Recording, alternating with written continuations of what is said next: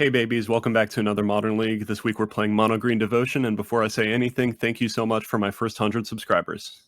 The deck list we'll be playing with is on the screen now and in the description below, and before we get into the games, I'll give you a rundown of how some of the key interactions in the deck work. Our namesake card is Nykthos Shrine to Nyx. We use it along with a bunch of permanents with multiple green mana symbols to make as much mana as possible very early in the game.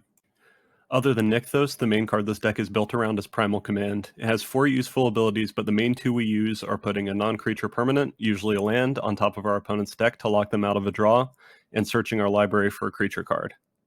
We have several useful creatures to tutor out, depending on if we need a specific toolbox effect or to just close out the game. But most often our tutor target is Eternal Witness because we can deny our opponent's draw step for up to 4 turns in a row while we set up for a game-ending Craterhoof Behemoth. Alright, that's it for the rundown. This deck is a longtime favorite of mine, so I hope you enjoy it, and let's get into the games. Alright, round 1 with Mono Green Devotion. We have a decent amount of ramp here. We have Nykthos. I say we keep it. Playing against a Lurrus deck. Wonder if we're going to get Thought Seized at all. We will keep. Lurrus can go Thought Seize, or it can go Burn. Looks like it's Burn. Well, no, looks like it's a Thoughtseize deck again, just starting off with Ragavan. Okay. What do we draw?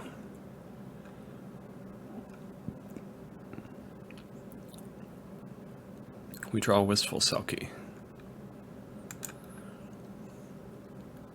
Alright, let's start off with an Arbor Elf. See if our opponent removes it. I assume they will.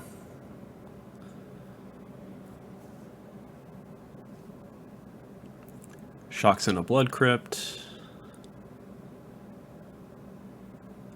Unholy Heats our Arbor Elf, that's fine. Opponent gets a land off the top of our deck. Kind of unfortunate, we actually kind of wanted a forest. Inquisitions us, okay. Well, we have double ramp effect, double Wistful Selkie, so... Our opponent taking Utopia Sprawl is probably the most annoying thing that can happen here. Yep. Because now they can use a removal spell to stop our ramp again. And then we have to hope to draw a couple more green sources for Wistful Selkie. They're probably taking Arbor Elf now. Annoying. We draw Birds of Paradise. Okay. Well, we still draw a ramp effect. Opponent has 2 cards in hand. We know they're not going to get removal off the top of our deck for Birds of Paradise. So that's nice, at least.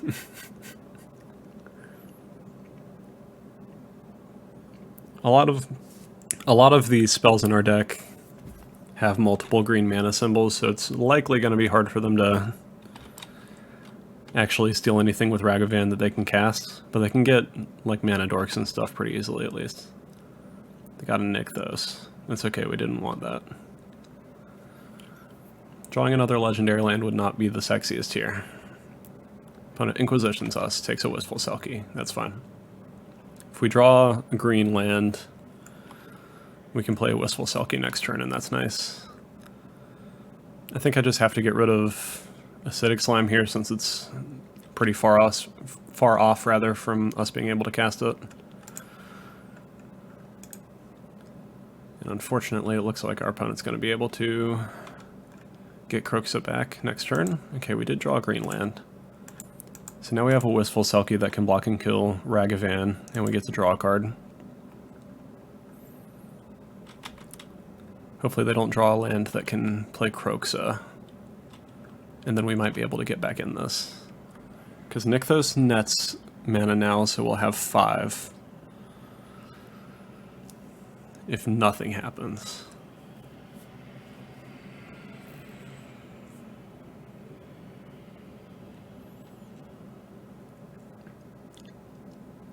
I kind of want to Eternal Witness and get back Acidic Slime, because then maybe we can Acidic Slime their Blood Crypt away. That seems like a decent line.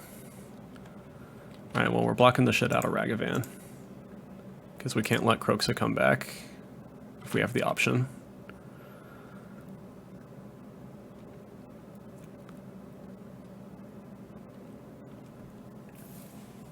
I think I still Ewit back Acidic Slime and hope that I can untap with it. Opponent has a Turek. Okay. We Eternal Witness.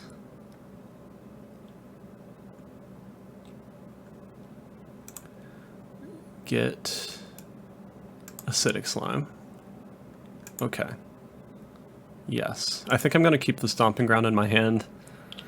That means that they could bolt the birds, possibly, and we can't Acidic Slime next turn, but it also means that if they Kroxa next turn,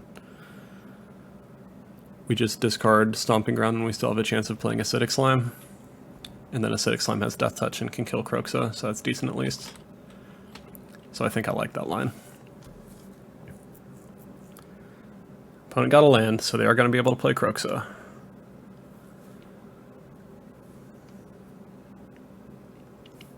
So we're going to take 3 and discard Stomping Ground.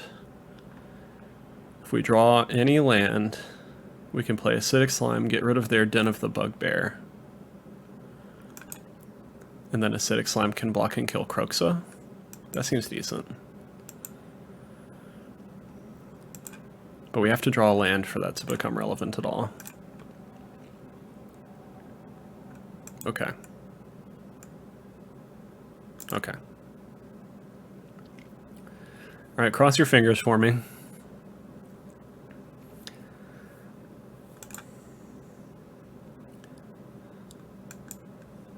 Well, guess what? I'm going to block it. I'm going to make sure it doesn't have like First Strike or something random. Yeah. We will block the Turek while we can trade for it. Untap. Acidic Slime, please. Yes. So now they need removal for Acidic Slime so that it doesn't just trade for Kroxa. I think getting rid of the man land is a bit more important than getting them off of another black mana at this point, because the man land can actually threaten us in a game that's this grindy. Opponent got a Mishra's Bauble. That is not what they needed. It might draw them the removal spell that they need, but it's not what they need this second. So that's something at least. If they attack, I will absolutely trade. And if not, that's great. They're about to be able to cast Kroxa again, and that's kind of shit, though. Alright, opponent draws with Mishra's Bauble. We draw Skoos. Ooh. That helps us deal with future Kroxas, at least. And it can gain us back some life, too. Pass the turn.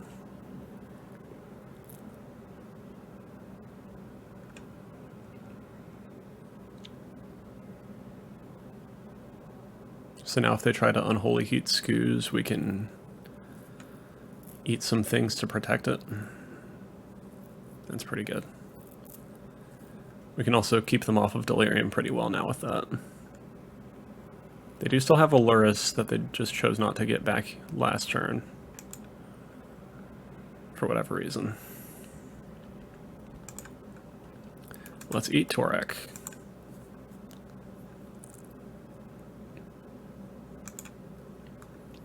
Eat Arbor Elf. Eat Arbor Elf.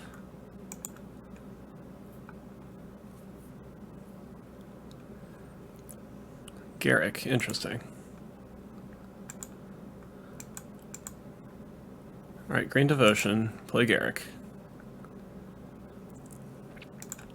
Plus Garrick, untap, untap. We can actually attack with Skoos now.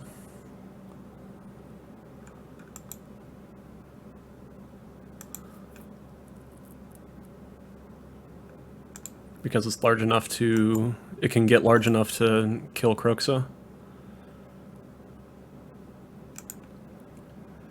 Opponent takes 5. Okay.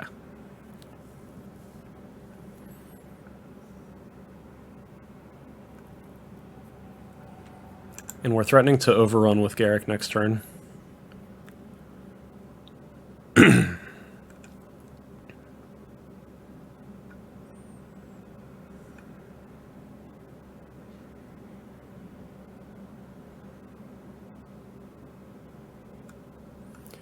1, 2, 3, 4, 5, 6, 7. So we have 7 green mana at our disposal. Opponent gets Luris. I don't think that's going to be enough. Unholy Heats are Slime. Luris is the only card in their hand, so I'm going to go ahead and get mana. Eat Selkie. Eat Ewit. Eat Selkie. I think Scoos can just kill them by itself now, because if they attack in, we can kill them. Okay, opponent concedes, great. Cool, cool. So we bring in more Scooses. We bring in 2 Veil of Summer, probably some amount of Lightning Bolt, and probably some amount of Kitchen Finks. Finks, bolts. And let's thin from here and see what we want to do. Acidic Slime seemed good since it's a 2-for-1. Rakdos seems good since it's a 2-for... It feels like a 3-for-1, but it's really a 2-for-1.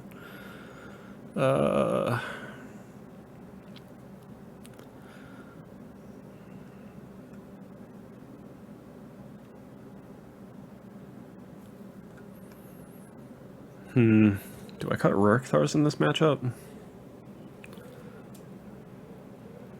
I have to cut something. I know that much. Wistful Selkie seems good. Ewit seems good. Cursor seems good. Like, all of our cards seem fine. Which kind of sucks. I think I get rid of a couple Oath of Nisses just because they're sort of flex slots. I think I get rid of... Rakdos can deal a lot of damage, and our opponent's going to have kind of a low life total. I think we only want to bring in 2 bolts to help deal with Ragavans. I think...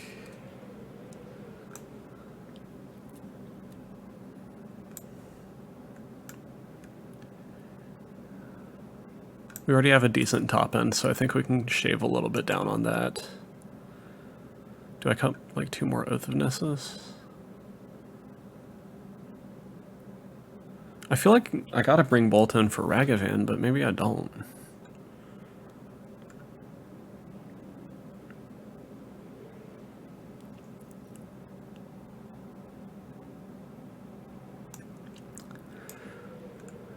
Let's cut the Oath of Nisses since they're not 2-for-1s, I guess.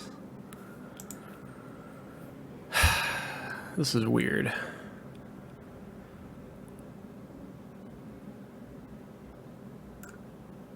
I don't really want to cut down on Garrix.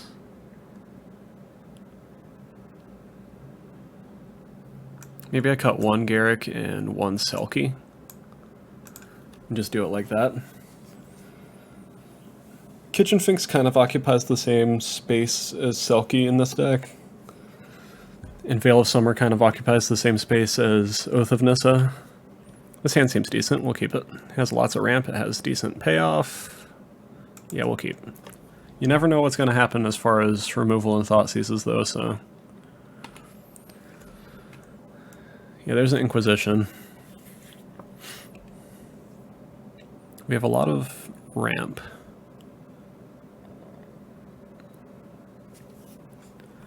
I'd like to draw like another forest, I think, so I know that Cursor can come down even if all these ramp cards get dealt with.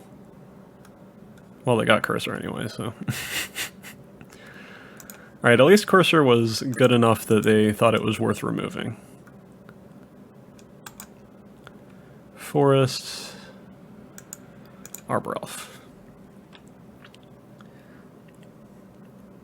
If they want to spend the turn removing Arbor Elf, I'm fine with that. If they don't want to do that, that's great too.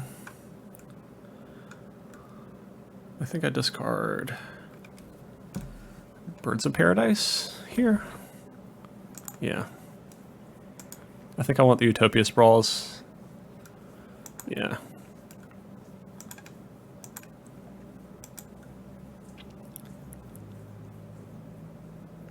So I have 4 mana, but I can't really do anything with that,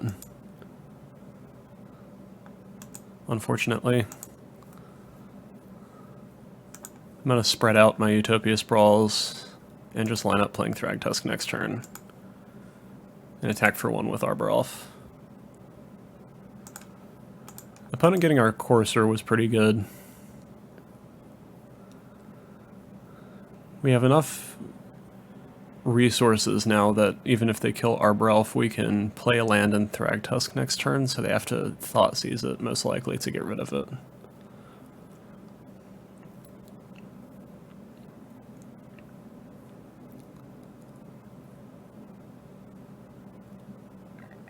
Ragavan, dashed. Wonder what they get off the top of our deck. Always exciting to see. Primal Command, they can't cast that, but it's a shame because we would have liked to draw that. Because Primal Command's real good. Thoughtseizes our Thragtusk, very sad. Alright, we need to draw a payoff. We have a lot of mana, we just don't have anything to do with it. Alright, Kitchen Finks is okay. It blocks the shit out of some Ragavans, I guess. So that's something. Opponent might be able to play Croxo soon, that would be bad. But we can chump block it with Kitchen Finks a couple times if we need to. Pass the turn.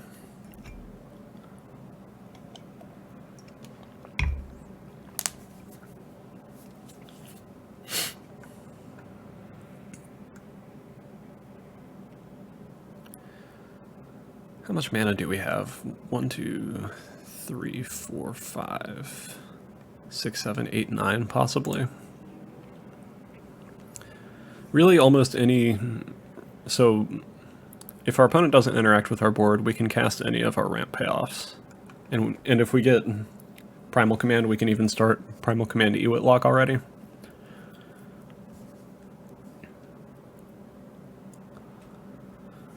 So we just need to draw something good. Opponent Thoughtseizes us for no reason. Resolves. They can get Croxa back now.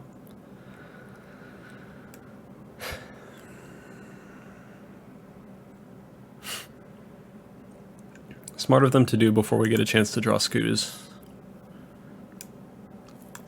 We take 3, we have plenty of life though. Sorry. I'm a little coffee and my voice is scratchy right now because I've had the ick for a few days. Ooh. We don't have red mana.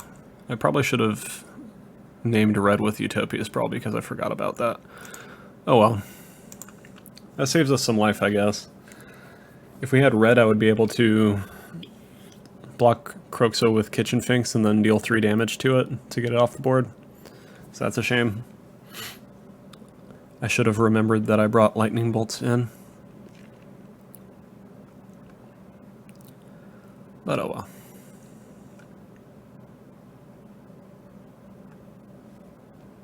well. Is opponent dashing Ragavan again? Looks like it. Maybe not. Turek, okay. So there's a Ragavan in hand and 1 unknown card.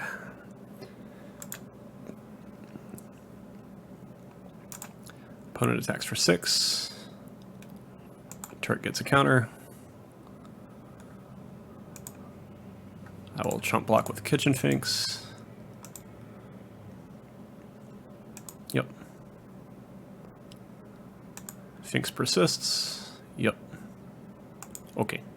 We're at 18. Draw something good. Hornet Queen, please. That'd be cool. Hornet Queen would be great here, actually.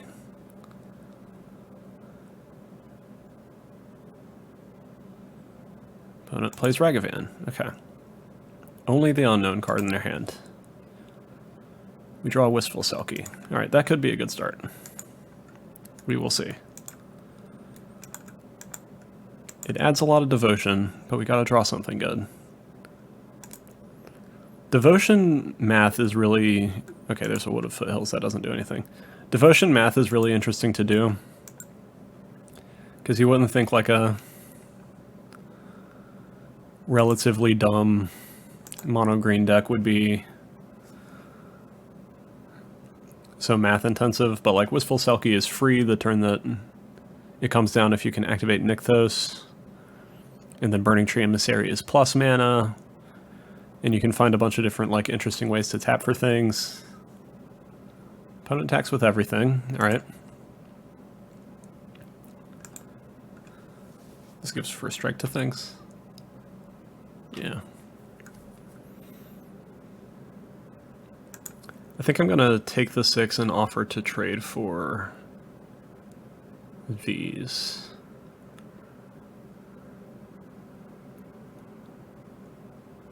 One, two, three, four, five, six.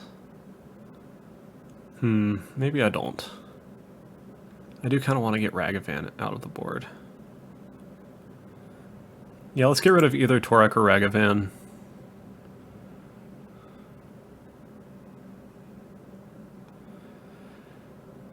Do I want to get rid of Wistful Selkie? Selkie's more important than Arbor Elf because of the devotion right now. So I'll block... Does this have Menace? Oh, it has protection from white. I'm a moron.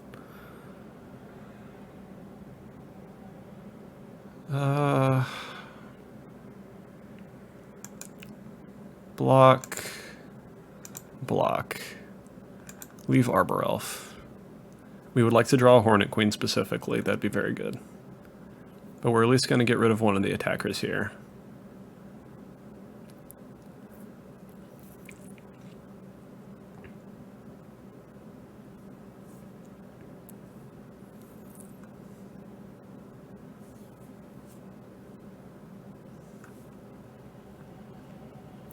First strike's their Torek. Okay. So Ragavan's gonna die. Makes sense. We take 6, go to 9. I'm gonna crack Wooded Foothills to hopefully thin the deck. Increase our chance of drawing something good. Opponent puts Lurrus into hand, that's okay. Because we got to draw something good anyway. Let's get Stomping Ground tapped. Alright, fingers crossed. Garruk. Garruk is interesting. Garruk makes a blocker. So that buys us more time at least. This means we can block Kroxa for free. For one turn at least. It essentially gave us a redraw, I think. We're going to take 3 from Kroxa. Depending on how they attack, I might block with Arbor Elf, I might block with the Beast, and I might... We'll see. If they attack Garruk at all, I'm probably not going to block with Arbor Elf so that I have a bit more of a chance to draw something large that I can ramp out. Attacks us, attacks us. Okay. Opponent is leaving Garruk in play.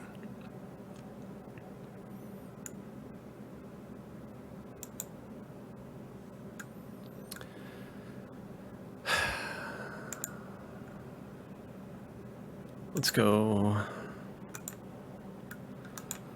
Block, block. I don't want to be dead to a bolt. We have another chance to draw something good.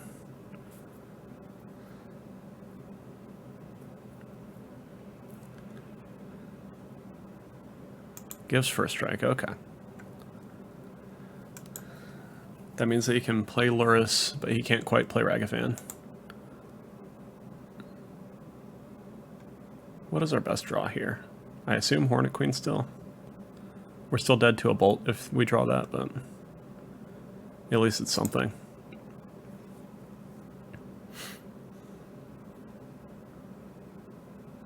Ragavan, okay. One unknown card in our opponent's hand. They have quite a board. We have to draw something.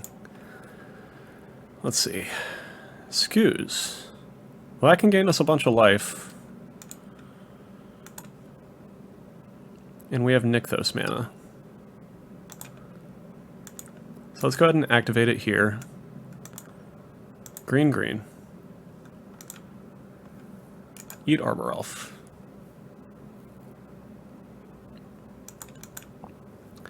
Eat Kitchen Sink.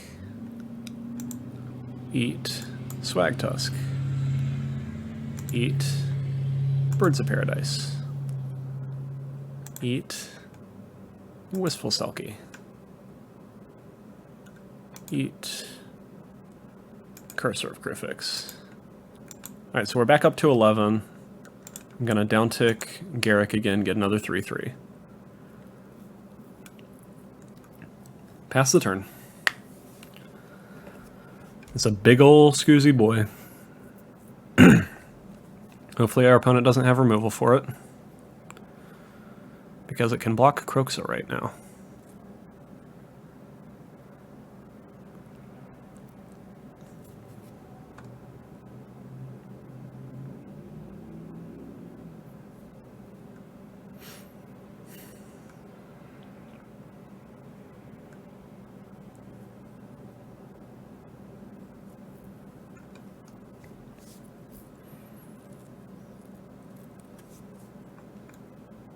Opponent attacks with everything. Okay. All at us. I think I want to chump block Kroxa and actual block Lurrus, because if I kill Kroxa, his line becomes Lurrus back the Kroxa and kill me with that, because I can't survive the trigger. He can bolt me still, but...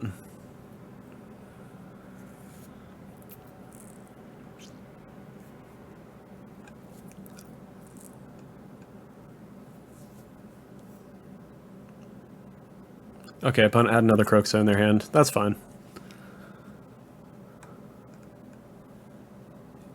If we had a little bit more mana, I would have been able to eat one of those creatures to gain a life. But oh well.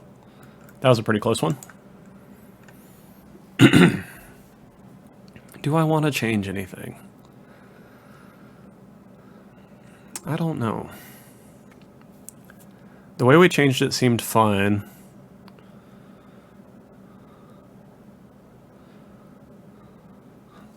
I think I'm just going to keep it how it was. Yeah, all the Scoozes seem really good. Veil of Summer seems really good. The issue is a lot of the cards that we had to side out also seemed like they would be good against this deck. So I feel like we should have a... I feel like we should have the match somewhat weighted in our favor, because a lot of these seem like good against mid-range cards in general.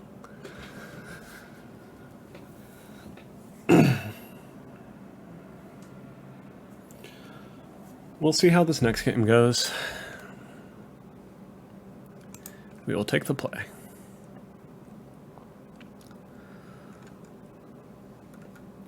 Hand seems decent. We'll keep.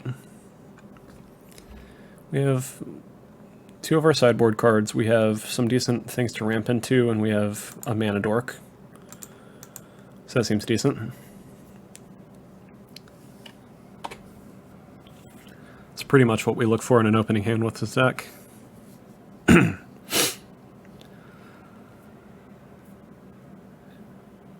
I think the dream is our opponent just plays like Ragavan and passes here, because then we get to bolt it and also play Scooz. DRC. Yeah, that's close enough. I'll still bolt that. Still worth bolting. Ooh, we get to play Burning Tree Emissary into it. That's pretty funny. Alright, Burning Tree. Okay. Bolt that. Okay. And Scooz. Wish we had one more mana so I could activate the Scooz now, but beggars can't be choosers. That was a pretty good turn too. If we draw a land, we can play Garruk, untap some lands, and then eat things with Scooz. That'd be pretty cool. And then we are also threatening to overrun the next turn, which could be very scary for our opponent since there are likely going to deal some damage to themselves again with lands this turn.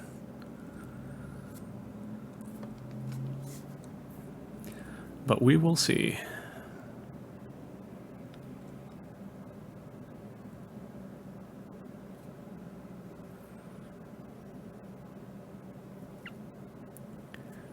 If our opponent doesn't get rid of Scoos, that's great. We have a Scoos, which is one of the better sideboard cards against them. And if our opponent does get rid of Scoos, as long as we draw a land and can play Garruk, that's fine too. Because Garruk is pretty scary against them, and then that can ramp us into Thragtusk the turn after that. Opponent plays a land. Opponent plays Dauthi Voidwalker. They didn't get rid of Scoos. Very interesting. And Voidwalker also can't block our stuff. So I could Ewit to get back Lightning Bolt. Maybe that's worth it. I sort of think Ewit on Scoos later is going to be stronger though. Or at least if I Ewit back Bolt, I want to be able to do it all in one turn so they can't like respond Birds of Paradise to cut it off. Respond and kill Birds of Paradise rather. So let's attack for 5. Because we're not blocking the Voidwalker either way. Pass the turn. We can eat 2 more things with Scoos if we want to. We're not going to eat our Bolt since we have Eternal Witness, of course. And they're not playing green, that we've seen at least. So I doubt they have Tarmogoyf somewhere in there. Opponent plays Den of the Bugbear, it enters tapped, that's okay. Opponent attacks us for 3. We really don't mind that much. We go down to 18.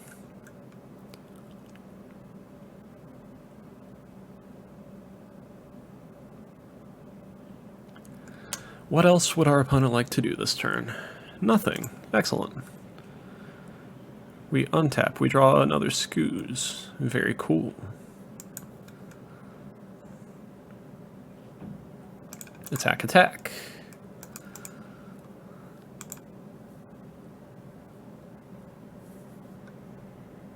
Opponent terminates our Scoos. Lame. Oh, and it goes into exile because of Voidwalker. That's sad. Alright, play the new Scoos. Pass the turn.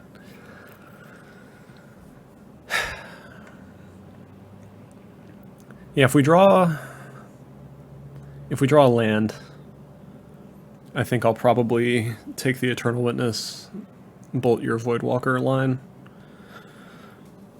Because otherwise Eternal Witness just gets worse the longer that Voidwalker sits in play. And I have more Ewits, so I'd like them to be good. Opponent Thought Seizes us, that probably takes our Eternal Witness. I kind of doubt that he takes Thragtusk here. He might if he's that scared of it. We could play it if we draw Nykthos next turn, as the board sits currently.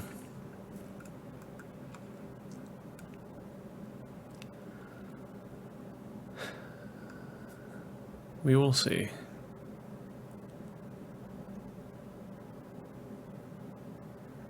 Takes our Garruk, okay. We still have a decent 4-mana play with Ewit Bolt, so that's nice at least. But taking Garruk is probably the wiser choice there, if I had to pick one. Maybe he cracks Dauthi Voidwalker and plays Garruk, that'd be interesting.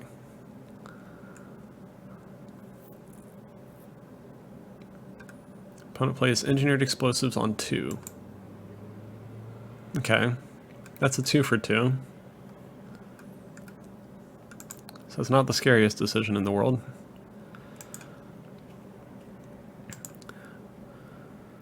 Drawing a Nykthos here would be very sexy. I would like to play a Thragtusk if he's going to spend his next turn blowing up his own board with Engineered Explosives. Let's eat your instant. Draw. Forest.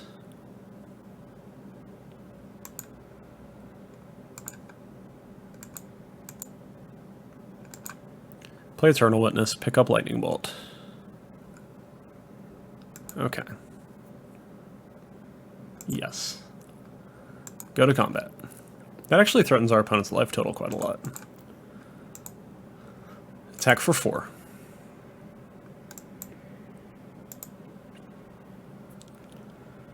Opponent goes to 5.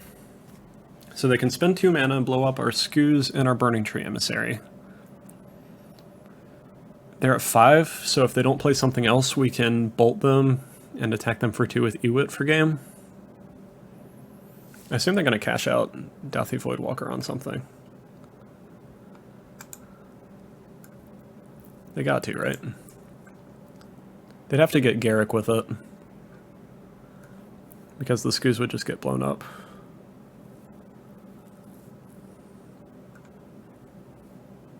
If we draw another land and they don't kill our Birds of Paradise, we can play Thrag Tusk, and that's pretty good.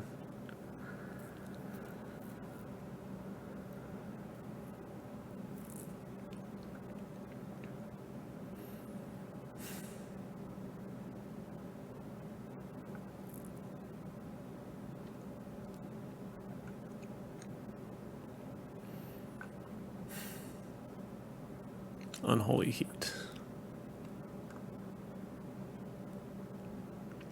That's kind of obnoxious.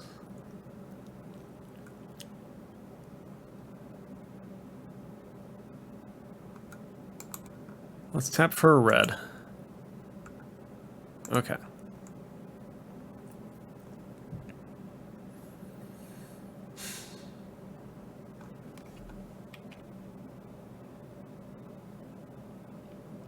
So Dauthi Voidwalker may play this turn without paying its mana costs. Okay, so he would be able to do that afterward. Because this is activated at instant speed. It doesn't cast the thing automatically, but you can cast it later that turn too. So bolt my opponent. They cannot Thoughtseize or shock in a land anymore. We need to draw more stuff to be able to play Thragtusk, and I assume he's just going to get Garruk now. And we're going to have to draw something so that we don't just get Planeswalkered here.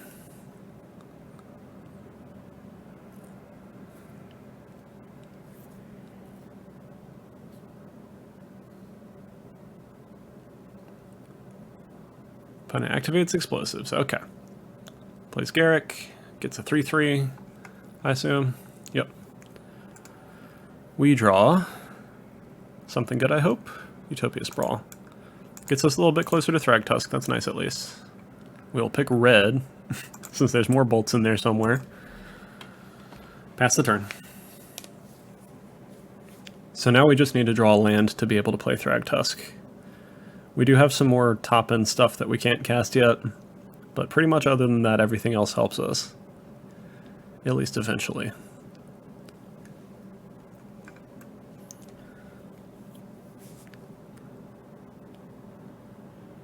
Most of our top decks are live here. Opponent plays Kroxa, Thragtusk goes bye-bye, very sad.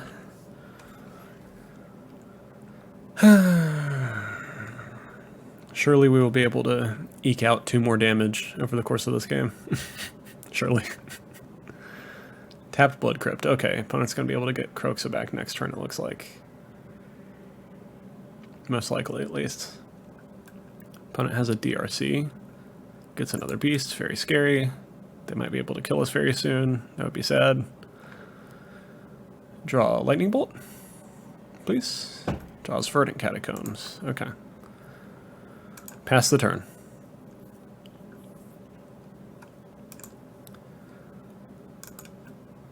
Probably going to chump block with Ewit here.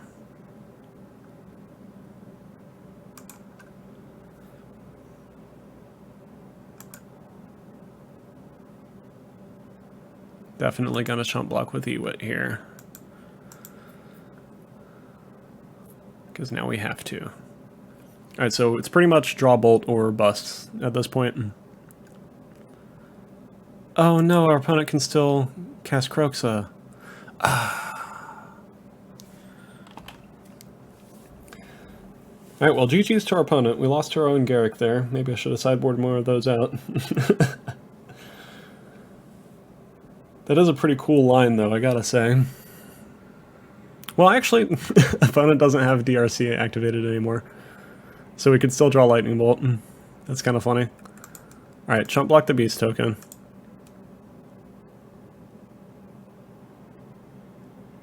Yeah, the way they did that didn't quite work out the way they needed it to.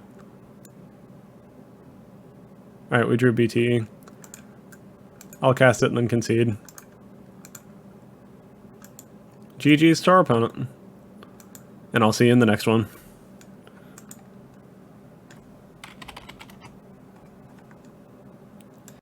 Alright, round 2 with Mono Green Devotion. Our opponent won the die roll.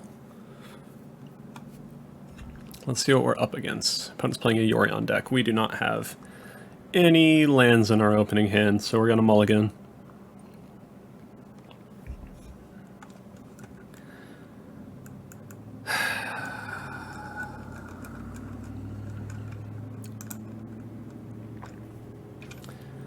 Mulligan. Opponent's keeping their 7. This seems fine. We'll keep this one. Let's ditch Burning Tree Emissary since we don't have a Nykthos yet. Hopefully we can start the Primal Command loop pretty quickly with this hand. Got a lot of ramp.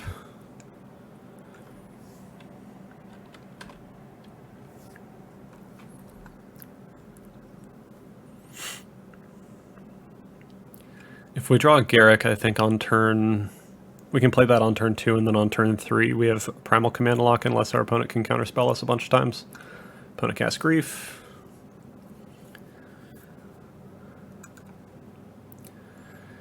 Esper mana leading on a Grief makes me think Reanimator ephemerates the Grief. Disgusting.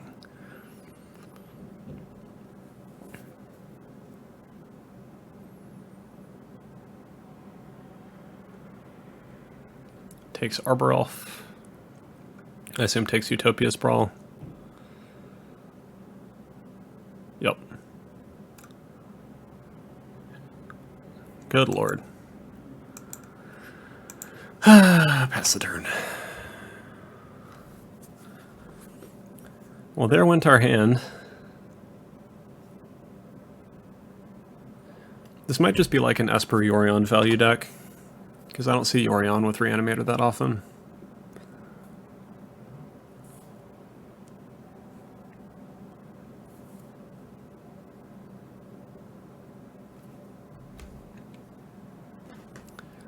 I assume they take Ewit here. Yep. Yeah, just Primal Command and some lands is not nearly as good as Primal Command plus a bunch of ramp. Jesus Christ.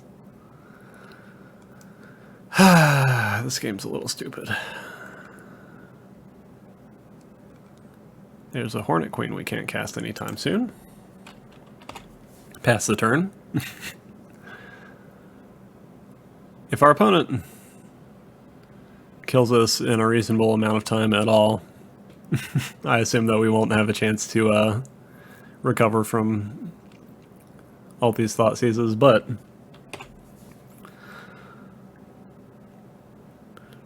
if our opponent just hits us with Grief, and that's their only plan at the time, we might be able to get there. What they exile with the Grief? I didn't check. An Unmarked Grave. So it is a Reanimator deck, it just has Yorion for some reason.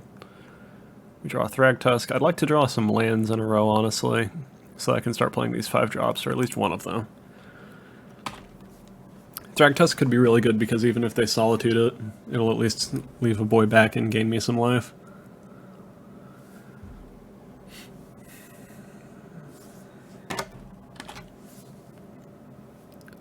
I'd like to draw a couple lands in a row, most ideally, I think. Utopia Sprawl, that's kind of a land. They might be able to Prismatic End it. That would kind of suck. Looks like they might have another Ephemerate. That would be really annoying. Okay, they don't do it right now, at least.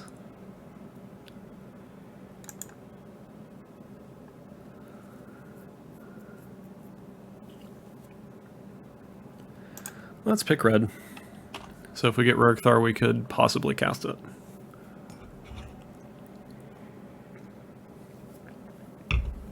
Pass the turn. If our opponent doesn't interact with us for another turn and we draw land, we can play Rakdos or Primal Command. And that would be nice, at least. Hopefully. They do have Counterspell mana up, that would be pretty bad. Burning Tree Emissary. I mean, I'm going to cast it. I guess it's technically better to cast it with the Utopia Sprawl land, but it don't really matter.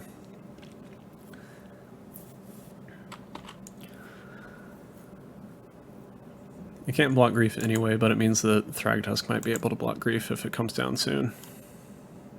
We're at 11 currently, so we are kind of in danger. If I draw another land, I can play Primal Command or Rakdos, and if I draw a couple more lands after that, I can play Hornet Queen. And Hornet Queen might be enough to put. So they're playing 4-color? I wonder what the red's for. If it's just Prismatic End, or if there's actually a red card somewhere. Opponent plays Muldrifter, that means they don't have a counterspell for this turn at least.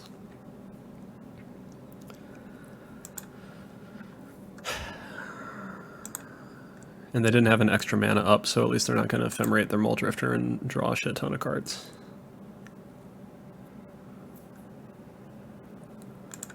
Yep. Attacks us for 3, we go to 8. In the danger zone. Okay.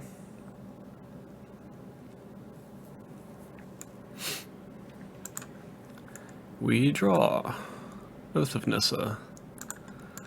That gets us a land eventually. Maybe.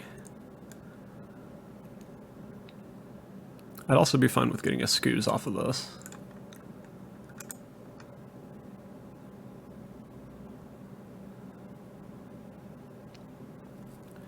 Eternal Witness, BTE, Nykthos.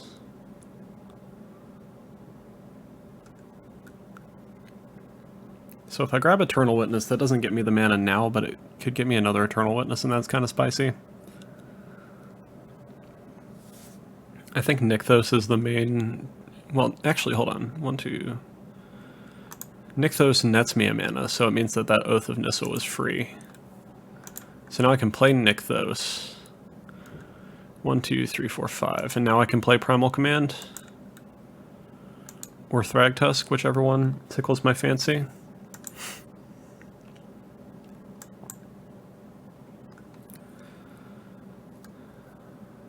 I think I want Thragtusk more right now, just because it immediately stabilizes me. And it also adds devotion to the board.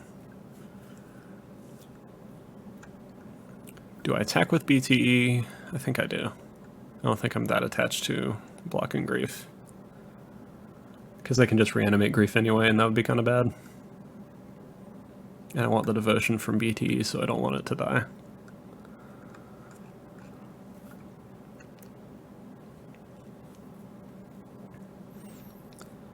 That was pretty sexy. I'm glad I didn't pick Eternal Witness with Oath of Nissa.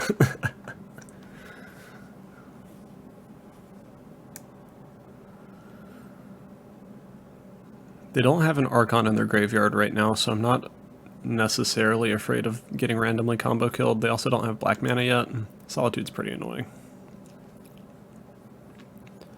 I'm fine with them solituding that instead of Thragtusk, though, honestly. Because Thragtusk is much scarier. And we get to gain some life anyway, so it still swings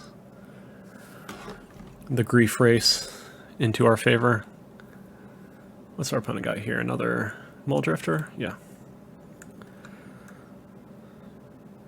I like that Muldrifter is seeing play now. It's kind of cool. It was a favorite card of mine in Cube for quite a while, because I really like playing Revelark decks in Cube, and Muldrifter is just hilarious with that. But outside of Limited and Pauper, I joined the game a bit too late to see Muldrifter see play in other formats like like Modern or Extended or something, because I joined during Cons Block. People were getting rhinoed when I was new to the game. I go to 12. Okay. What do I want to do with this Primal Command, I wonder?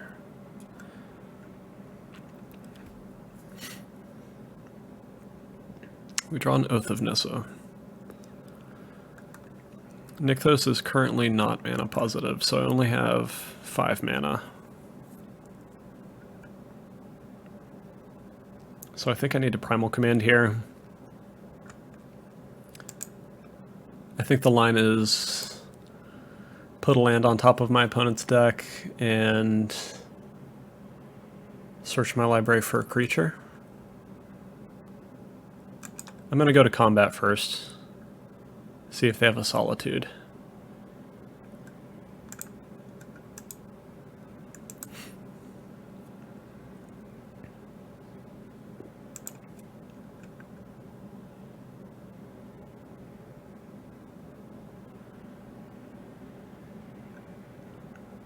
Alright, let's Primal Command.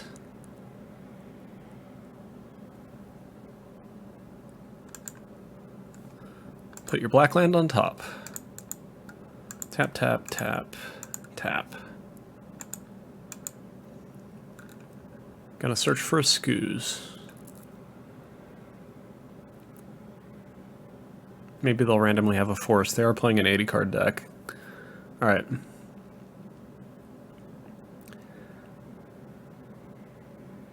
I could also get Ewit, but I think Skooz is just more valuable against the Reanimator deck.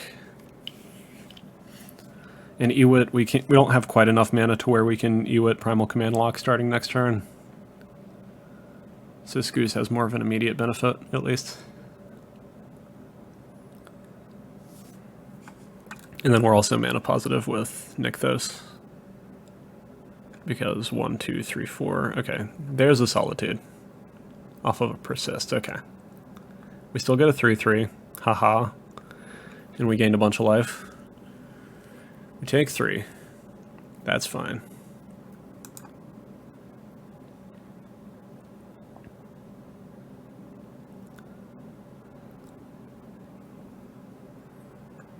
We got a Nykthos. Okay, that's not great yet.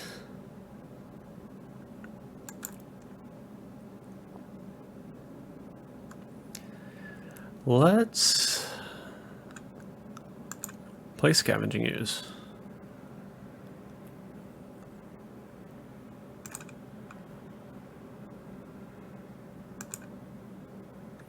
Add green. Cast Oath of Nissa, see what's on top. 1, 2, 3, 4, 5, 6. Doesn't matter. If we can get a land, we can line up Hornet Queen for next turn. Nykthos is not the land we needed to do that. 1, 2, 3, 4, 5, 6. We can line up Rakdos for next turn, though. That's kind of cool. Or we can get Eternal Witness.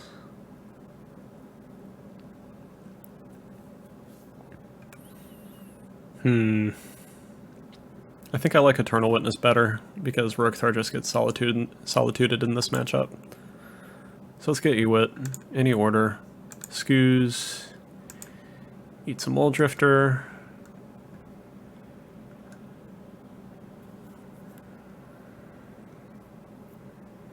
Eats another Mole Drifter. We get to attack for 3. Our opponent goes to 5. Unless they block with Solitude. But we would be fine with them doing that. Opponent has 5 cards in hand. They have not put Yorion into their hand yet. Attack for 3 with the Beast token.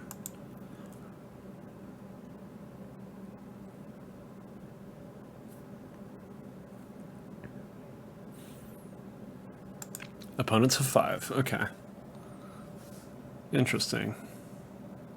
If they had Ephemerate, I think they would have Ephemerated Solitude there, and either killed the beast or pretended to block the beast and then exiled Skooz instead.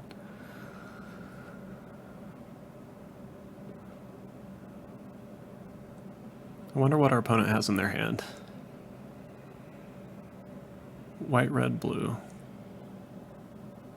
It's a fairy. Okay. I wonder what the red card is in their deck. Okay, they bounce Scoos. That makes sense.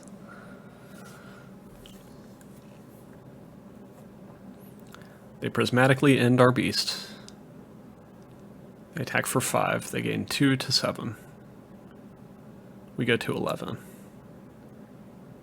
1, 2, 3, 4, 5.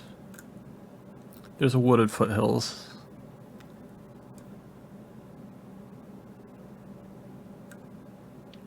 One, two, three.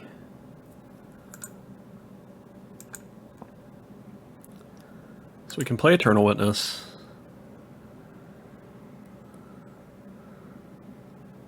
I can make 4 mana with Nykthos.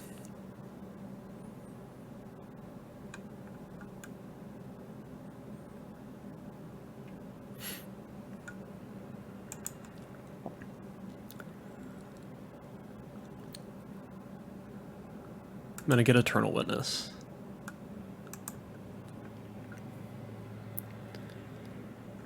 Yes. Wooded Foothills. Fetch.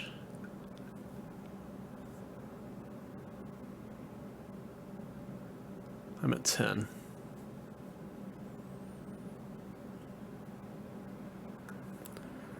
Get a forest. 4 mana. 1, 2, 3, 4, 5, 6, 7. So I don't need to get the Utopia Sprawl or the Arbor Elf, so I can use this Eternal Witness to get a Primal Command in case I need that. And then that lines it up to where I can go Hornet Queen next turn and then Primal Command, search for Craterhoof Behemoth. And hopefully that's way more than what I need to actually win the game.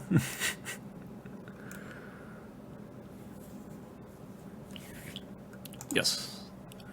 Alright, we don't have any use for that last mana. Pass the turn. Yup.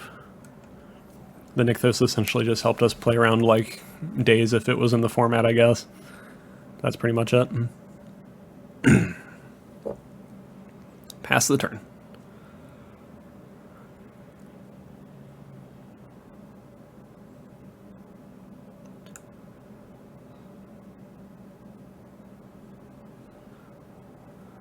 What's our opponent got?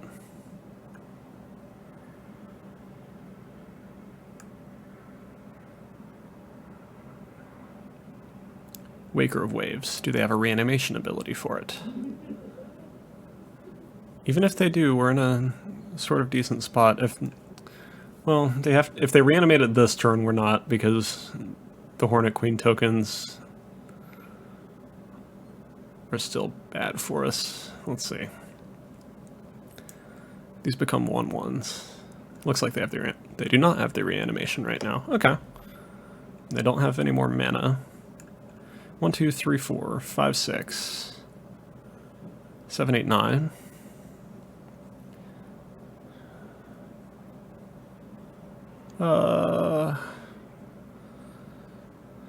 Okay, so hold on. Nykthos taps for 6. We can play another Nykthos. It adds 4 mana, so that's 10. 11, 12, 13. That's enough to Primal Command and get Craterhoof, right? I'm gonna say that it is. So I'm gonna take 5.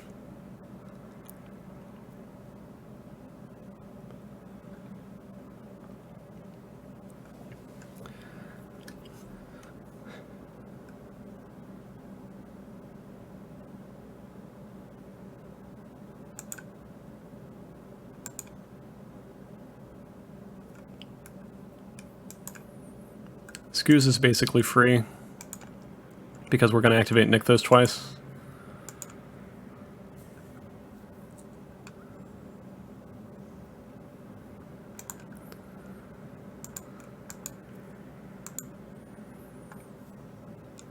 Okay. 7. Keep the untapped one. More green.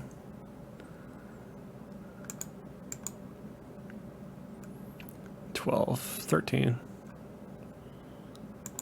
That seems right to me. I'm going to gain 7 life just in case it's relevant, and search my library for a creature card.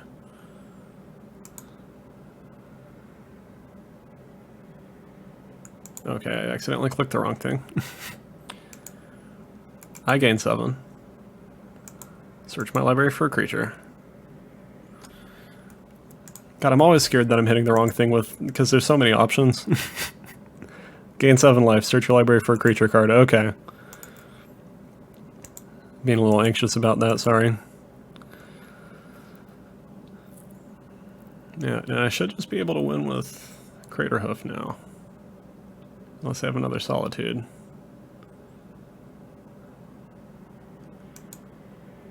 Which is kind of unlikely, because they're playing an 80 card deck. Craterhoof Behemoth?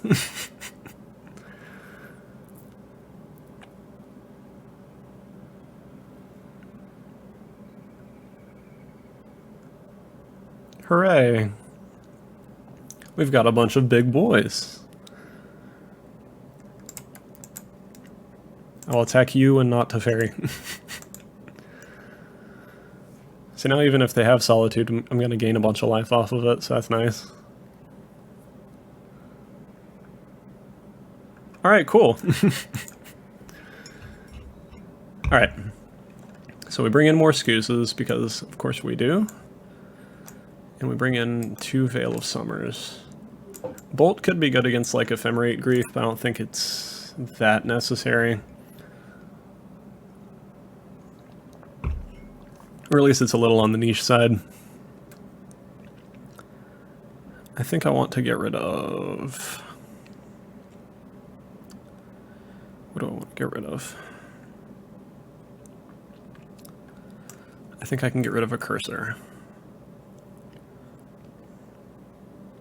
I think I can get rid of...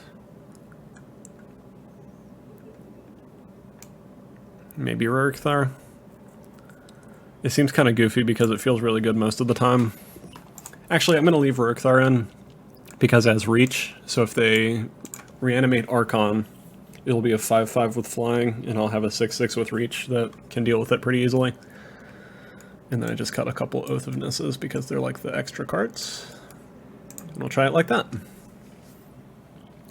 I'd have to practice with this deck significantly more to know exactly how I'm supposed to sideboard and construct a more perfect sideboard for the current meta. But I've been having a lot of fun with it as is currently. The deck seems pretty strong, and it's a really off-the-wall strategy compared to what people are playing currently. Alright, this hand goes turn 1 Birds of Paradise, turn 2 Selkie, turn 3 Garruk, turn 4 Primal Command if they don't do anything. There's a decent chance our opponent's going to be able to mess up our hand with Grief again, but we'll have to see what happens when it gets to that. I'm very surprised that we were able to fight off our opponent from winning last game after how strong they started.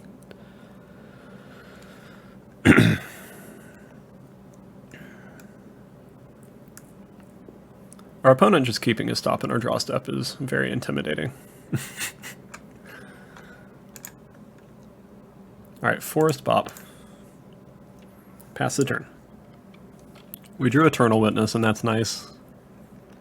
It helps us to recover against Thoughtseize effects in the future, hopefully. And we also might get to reuse Primal Command off of it.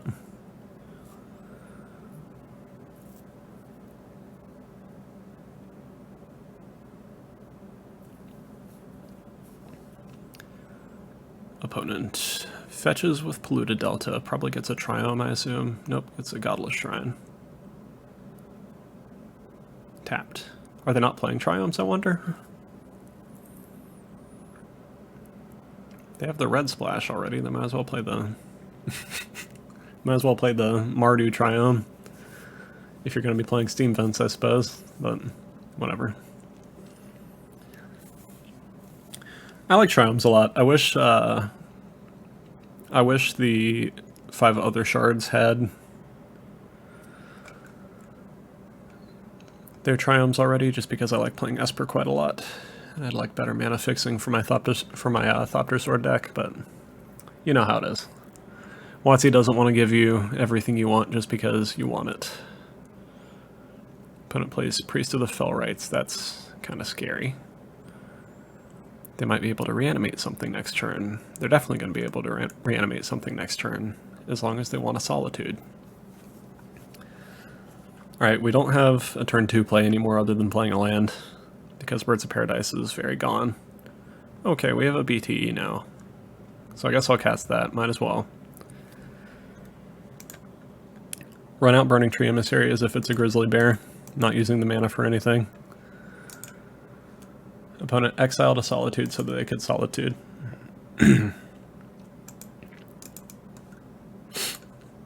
Modern is so interesting right now because the free evoke elementals are very strong and they're seeing a lot of play, but sometimes your opponent just runs out of cards in hand very quickly because of them. And then that doesn't feel so bad. I wonder if they're going to cash in their Priest of the Fellrights to Solitude our BTE.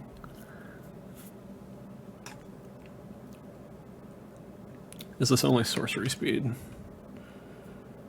Yes. Pay 3 life. Activate only as a sorcery with On Earth. Okay. And now it's just going to stay on the screen apparently. Okay. Opponent persists their Solitude. They did not use their Priest for it. We take 2 all the way down to 20. So it looks like we're playing Selkie because playing Ewit doesn't make sense next turn. There's another BT. I'm still playing Selkie this turn because I want to draw the card and go ahead and get Selkie out of my hand since it's kind of hard to cast. And if our opponent lets us trade for something with Selkie, we can play Burning Tree into Eternal Witness next turn and pick up Selkie again. And then we're just making a bunch of 2-for-1s against our opponent's deck that keeps 2-for-1ing themselves. And that seems pretty good.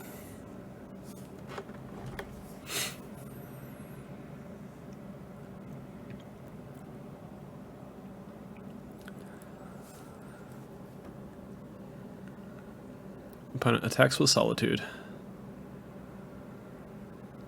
I don't really want to block. Well, I kind of do. They're going to be able to get Solitude back and kill a thing again, is the thing. I guess I might as well do that now. Get Selkie off the board so I can pick it up again. Just makes my next turn a little bit better. Opponent Thought Seizes, that probably gets Eternal Witness.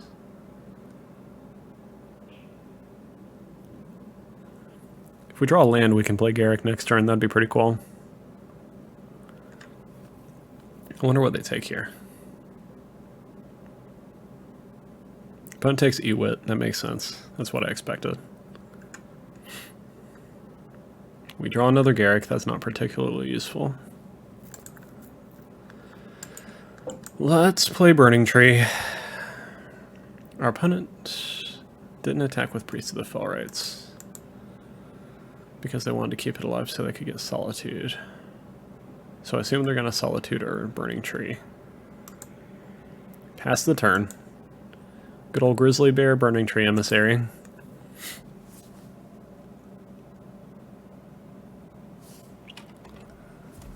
I mean, if they're going to Solitude something, I would rather them Solitude a Vanilla 2-2 than something that's going to be more useful to me as the game goes on. Opponent shocks in a land. Yeah, so they've got multiple red sources. I wonder if they have any red cards.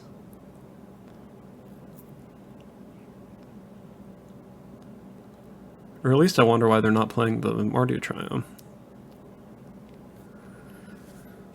Yep, get Solitude. Honestly, that's great news because that means they're not going to use Priest of the Fellrights to reanimate something scarier anytime soon. And this isn't a particularly fast clock on us either, because we keep gaining life. And our opponent's stuff keeps having summoning sickness. Honestly, I think it might have been a better choice for them to reanimate Muldrifter and just draw more cards. Because that Burning Tree Emissary really just was not doing anything.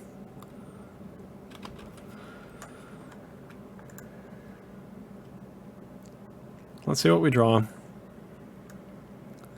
Land, please.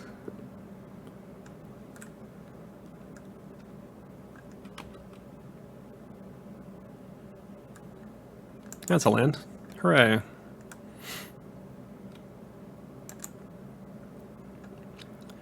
I'm just going to get another basic force instead of worrying about getting the Stomping Ground yet.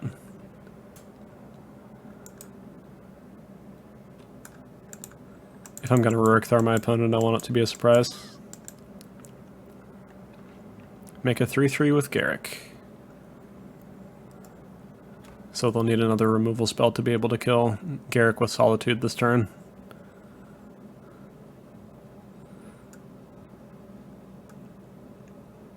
Maybe I just plus the Garruk, because then they can't kill it with Solitude anyway. And then I can play Primal Command? That actually seems pretty good. Because I'll have Primal Command mana no matter what that way.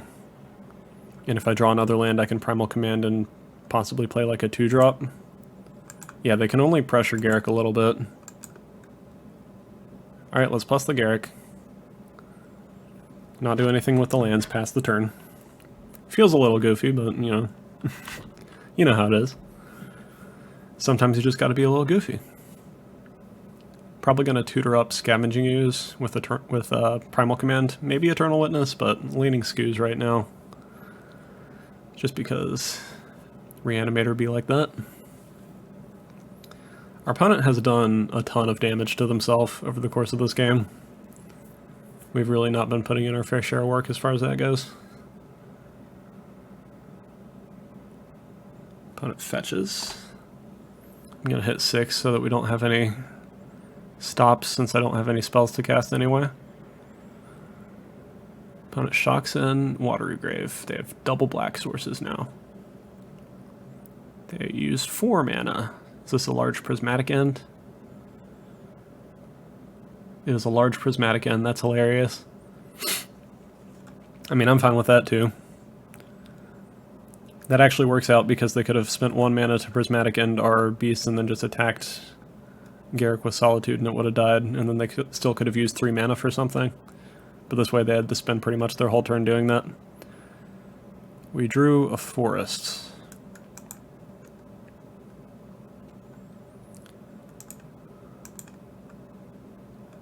So let's grab a basic forest. They're tapped out, so I think I'm going to Primal Command here. Probably put a land on top of their deck and search my library. Probably for Thragtusk.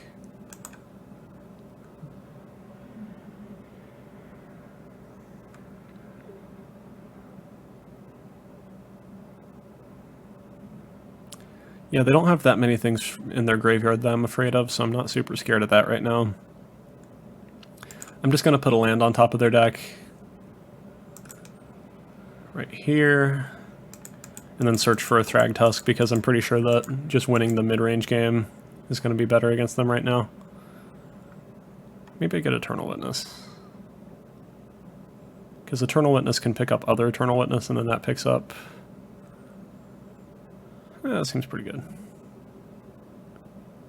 Or I could get Acidic Slime. That seems really good, too.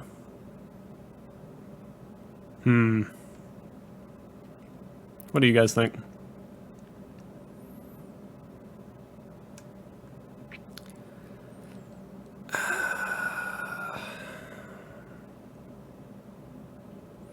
Yeah, I think I want Thragtusk.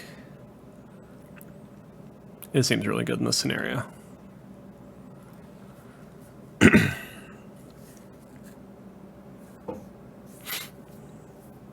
Opponent plays their Watery Grave, shocks it, and again goes to 9. That's fine by me. They play Unmarked Grave. Do they have A persist. That makes me wish that I got Scoos for sure. It does not look like they have persist right now. So that's nice at least, if that's the case. Okay. We can Utopia Sprawl a Forest. We will pick red with this one, just so we can play Rurikthar if we draw it. Because we pretty much have all the green we need at this point. Our opponent didn't have Persist. They have a Priest of the Fellrights that they could get back sometime soon. And that's moderately scary. They'd have to have another land for it right now. And they only have 2 cards in hand, so there's a decent chance they don't. But I'd rather them not get back Archon of Cruelty if I have the option, of course.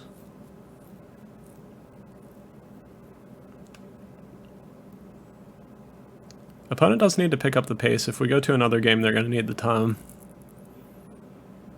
Because this is just game 2, right? I think so. They Prismatic End our Utopia Sprawl. They do not have Reanimation currently. That's great.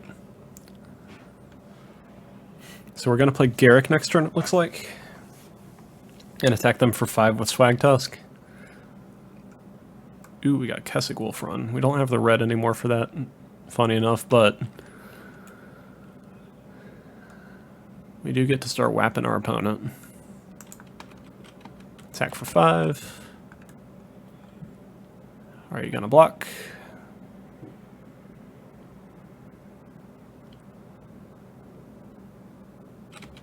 Not going to block.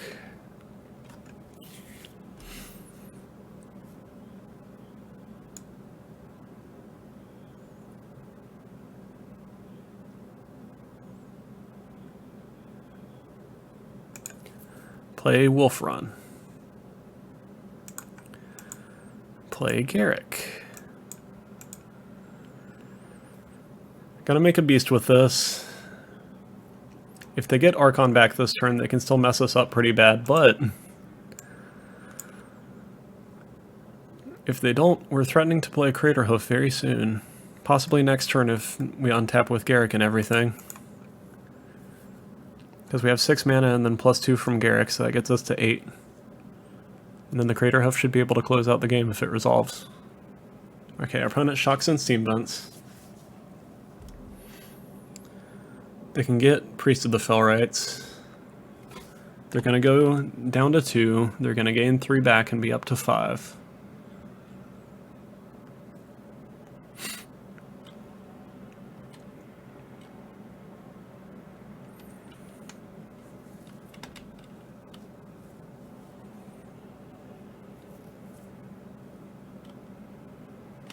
So I discard Craterhoof. I assume I sacrifice Thragtusk here.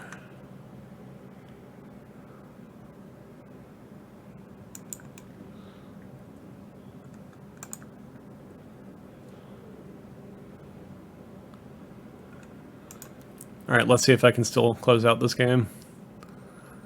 I am curious. If I draw a red source, I think I can with Kessig Wolfrun.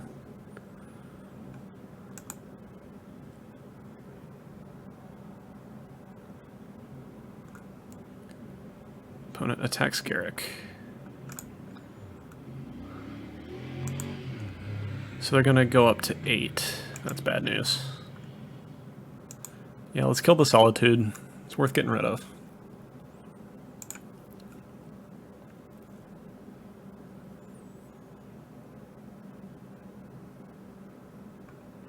Oh, the creature exiles itself. I didn't know that. I thought it just reanimated permanently. That's...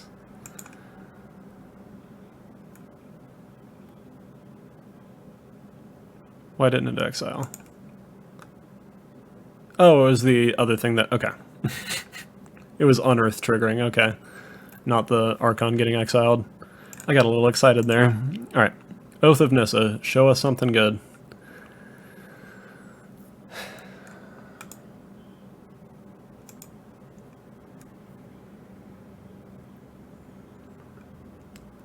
Garruk Nykthos. Guess we get another Garruk. Any order. I can minus this Garrick.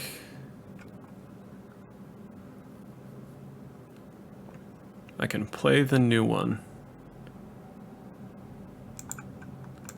Make another beast.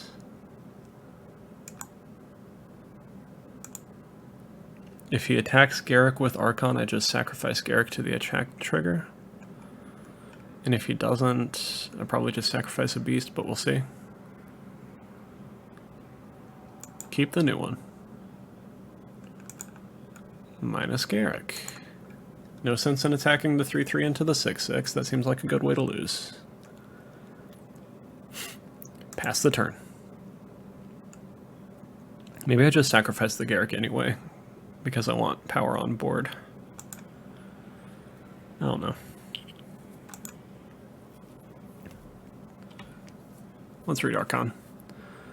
ETB or attacks. Target opponent sacrifices a creature or planeswalker, discards a card, and loses 3 life. You draw a card and gain 3 life. Okay. So, Garrick, if it can stay in play, can keep us out of the Abyss lock from this, at least. But it's going to get harder and harder for us to actually win the game the longer this stays in play. So I think I just sacrifice a beast. Yeah.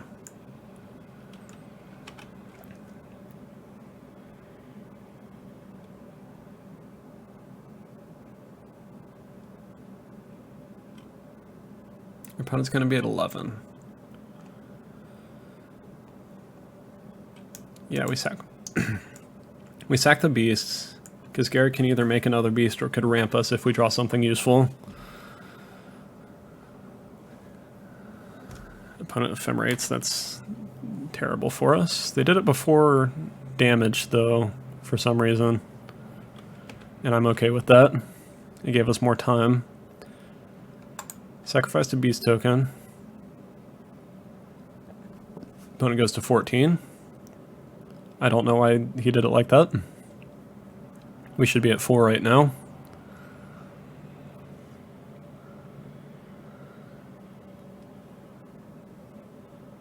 But okay.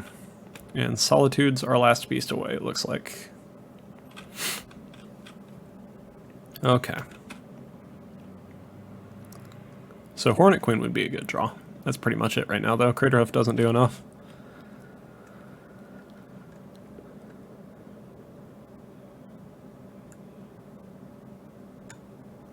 We draw Arbor Elf. That's kind of lame. Create a beast.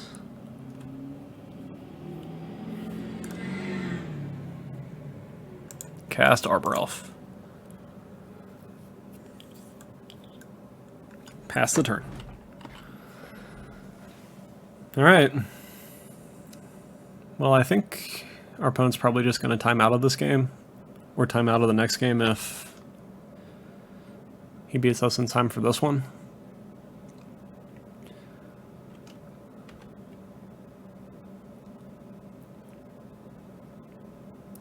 Solitude's our beast away. Yep. That's fine.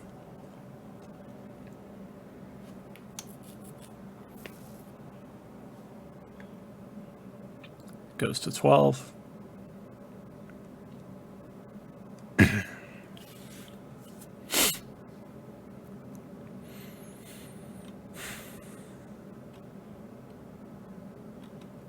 Prismatic ends our Garrick.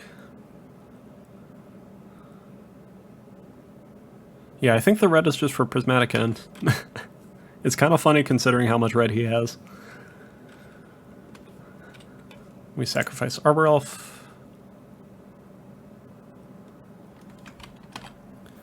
No more actions to take this turn, possibly.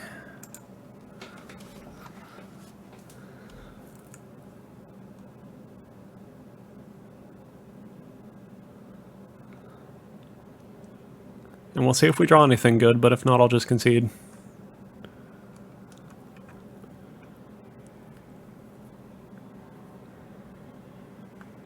Draw Veil of Summer. Alright, I'll concede. GG. That was a fun one. I like playing against the Reanimator deck a lot. It's very fun. Alright, our opponent's got all of 1 minute and 8 seconds. So we'll see what happens with that.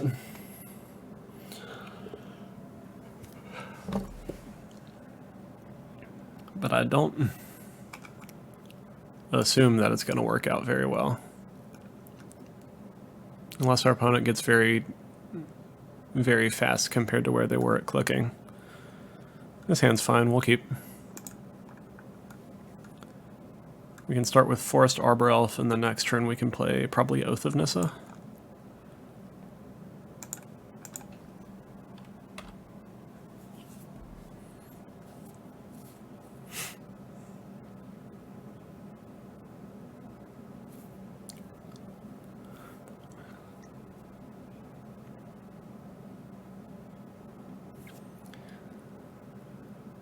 Alright, well our opponent has spent half of their time on our turn 1 already.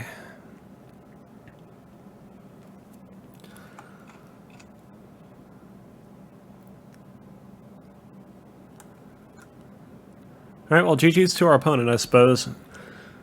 I do like playing against the Reanimator deck a lot, it's very interesting. I like I said, Muldrifter actually seeing play in more than one deck in Modern is very cool.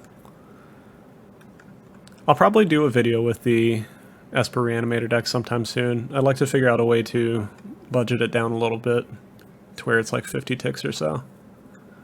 Maybe less. Alright, and that's the match in the most anticlimactic way possible. I'll see you in the next one. Alright, round 3. We are 1-1 going into this match. This hand doesn't have much ramp, but we have a lot if we draw Nykthos.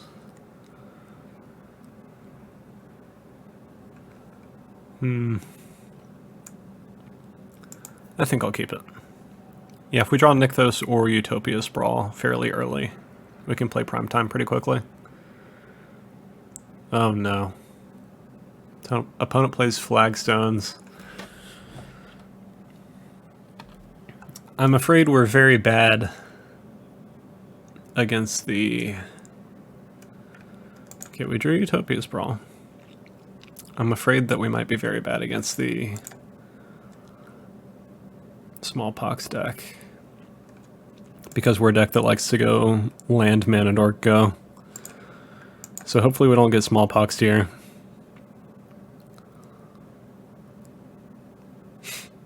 That would be very upsetting.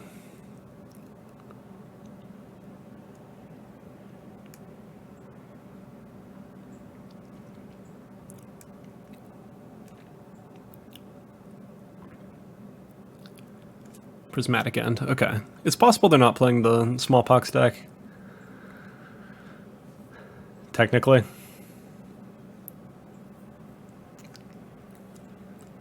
They might just be playing a deck with Flagstones in it for no reason.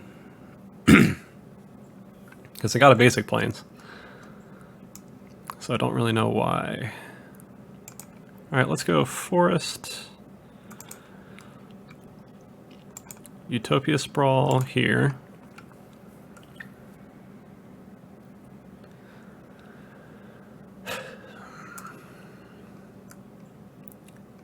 Pick green. Play Burning Tree. Play another Burning Tree. Pass the turn.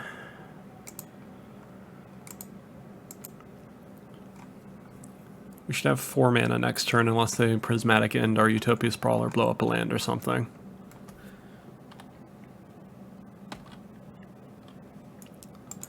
And then maybe we can draw a Garrick and play it or something. We'll see. Primetime gets us... If we can get to Primetime mana, we can get to Craterhoof Behemoth mana off of that. If we get a Nykthos this coming turn, we actually get to go Primetime on turn 3, and then Craterhoof on turn 4. That'd be pretty sweet. Opponent gets a Rogran Triumph. I wonder what they're playing. Why do they have Flagstones in their deck? I'm glad that they're not Smallpox, but I'm confused what they actually are. I feel like most Rogran Triumph decks I've seen play Yorion. So I'm curious what this is. Maybe it's like a...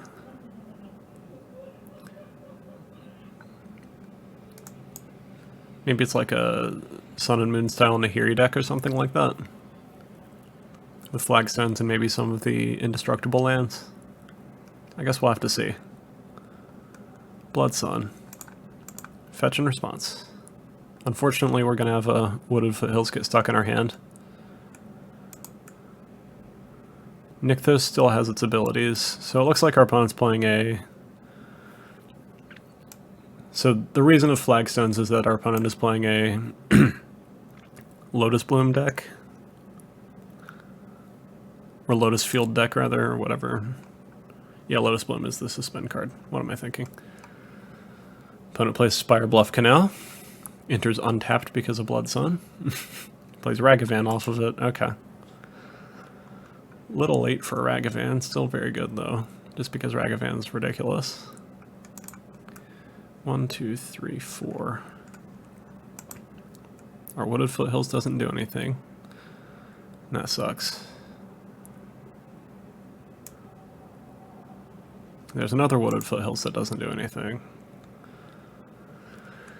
I'm going to leave back both the BTEs because it matters more to me to be able to block and kill Ragavan than to get 2 damage in or 4 damage in here. Because Ragavan is a really fucking ridiculous magic card.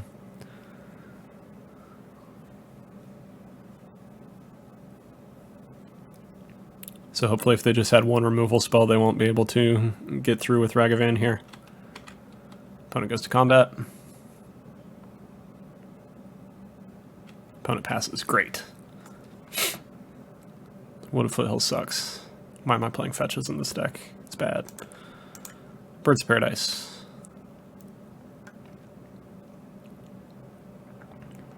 Other Wooded Foothills. I'm playing these in case I draw an answer to Blood Sun. Because I might be able to Acidic Slime and then fetch twice or something like that. That'd be pretty sweet. Pass the turn. Because of Birds of Paradise, we are 1 mana away from prime time currently. If we can untap with Birds of Paradise. Our opponent's playing kind of a weird Jeskai control deck that I assume has Lotus Field in it somewhere, but we haven't seen it yet. I don't fully understand why Ragavan is in the Jeskai control deck, just because it seems a little out of place. I assume they're playing like some amount of rats and stuff like that. Maybe they're not. Maybe Ragavan is just so ridiculous you don't need rats in control anymore. You just need the red on turn 1 so you can play Ragavan and then keep netting extra mana and it doesn't matter anymore. Who knows?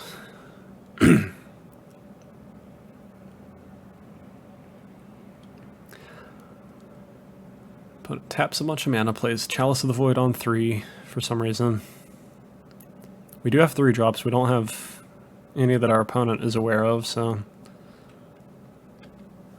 I don't know what that was about. I mean, I assume they probably think we have like Stone Rains and stuff in our deck, because we probably look like Ponza. Forest off the top, please. Wistful Selkie, god damn it.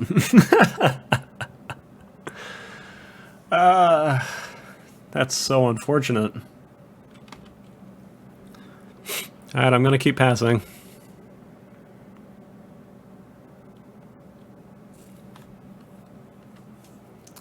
That's kind of infuriating that we drew the 3-drop right afterward. So Chalice of the Void means if we draw Primeval Command, or Primal Command rather, I always call it Primeval Command for some reason, I can put Blood Sun on top and then he can't recast Blood Sun. Opponent plays Teferi. Does he plus or does he tuck? I'm curious. He pluses. He's got to have like cryptic commands and stuff in hand, right? I wonder if this Primeval Titan's going to be able to resolve. If I even get to cast it. We'll see, I guess.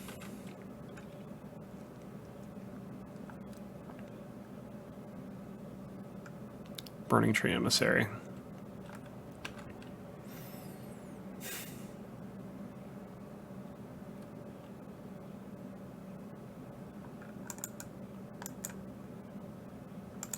Let's attack Teferi. That is worthwhile, for sure.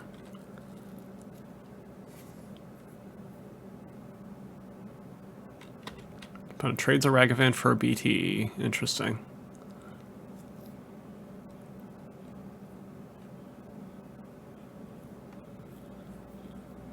Teferi goes to 3. We're going to play another Burning Tree Emissary.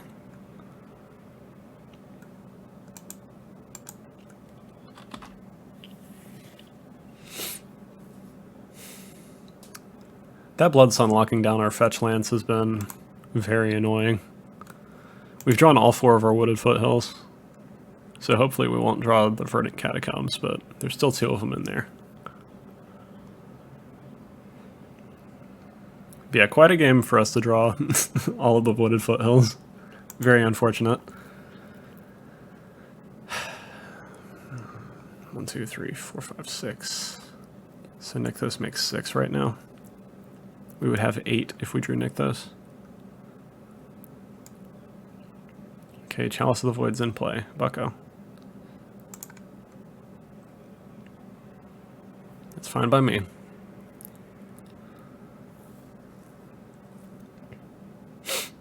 Teferi's at 4, so we can threaten it with Burning Tree Emissary. Currently. Opponent Prismatic ends a BTE. Okay. Glad that that didn't happen to a Birds of Paradise or a Utopia Sprawl.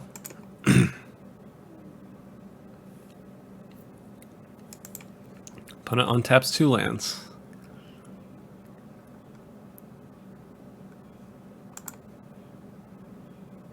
We draw.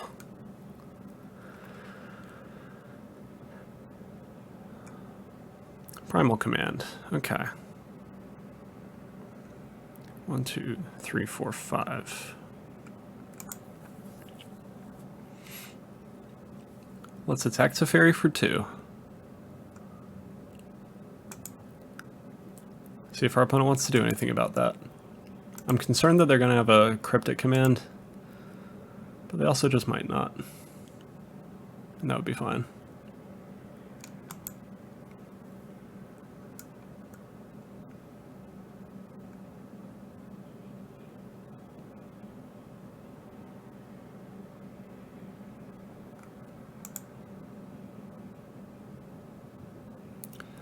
So what do I want to do with Primal Command?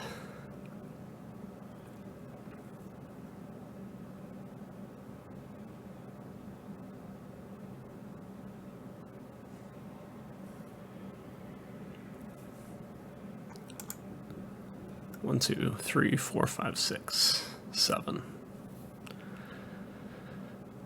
I think I put Blood Sun on top so I can crack my fetches. And then I can search for probably Rurikthar, I assume.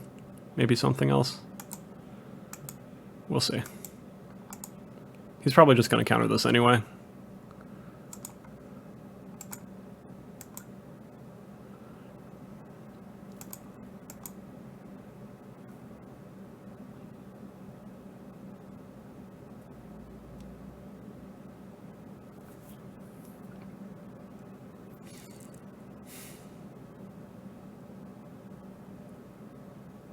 We don't want to search for Ewit because Chalice of the Void is kind of fucking us up here. He might tuck his own Chalice just so he can replay his Blood Sun, honestly. Because right now it doesn't do anything.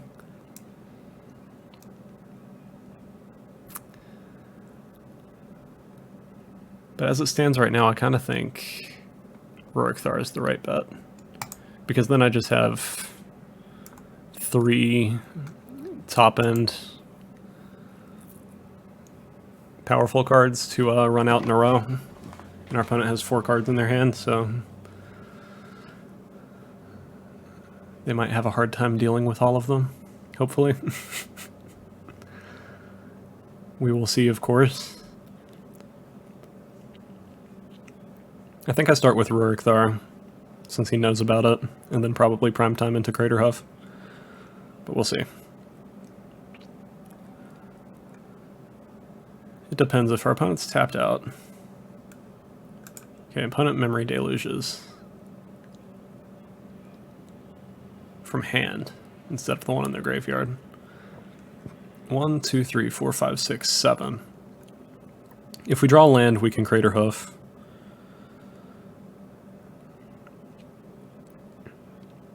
But that's probably not worth it because we're just going to be attacking with 2 things. And there's a decent chance our opponent has Solitudes in his deck.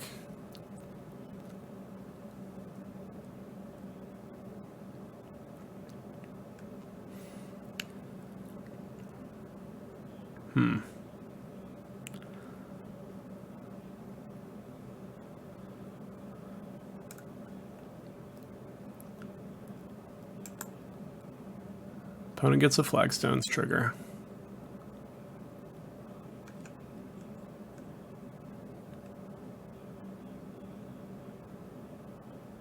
Gets a Hollowed Fountain. Okay.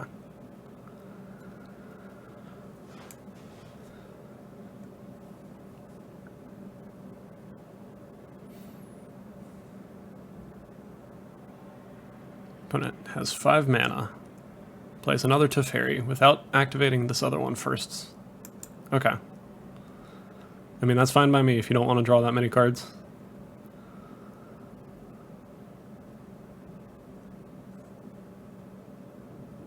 Oh, he did draw a card already. Okay. I'm just a dumbass.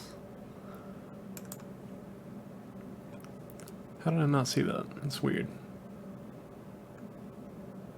Yeah, I see it over here now. I don't remember it being on this stack, though, which is kind of strange.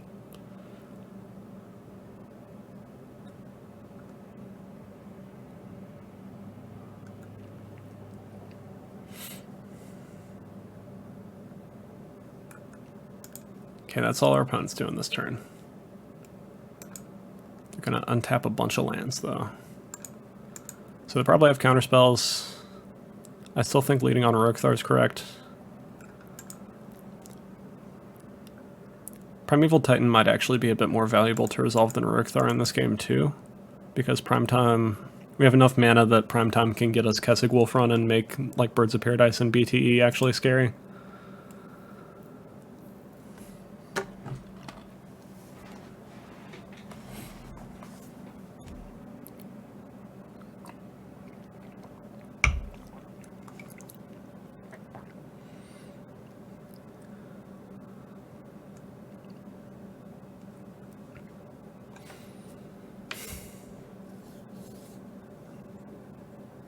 We draw Skoos. Alright, we go to combat.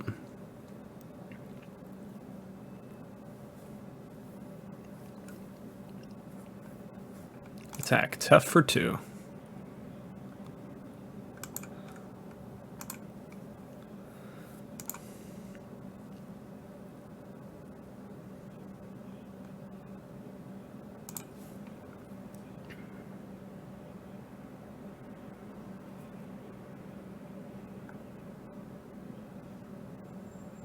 Teferi goes to 3. Let's see if Rurikthar resolves.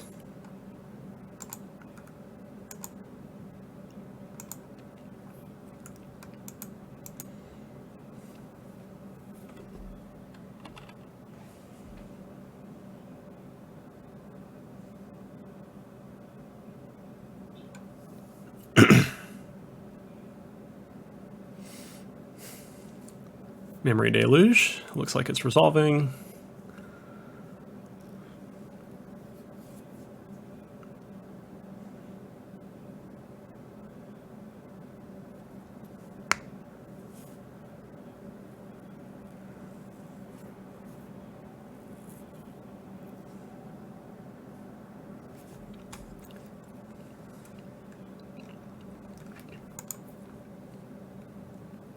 Alright, opponent had a Solitude.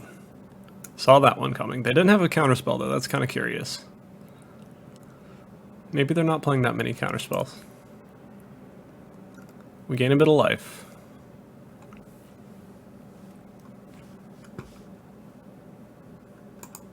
Opponent pluses their Teferi. I kind of want to get Scoos down this turn so I can get the other Memory Deluge out of their graveyard. Good lord. Opponent has a Fury.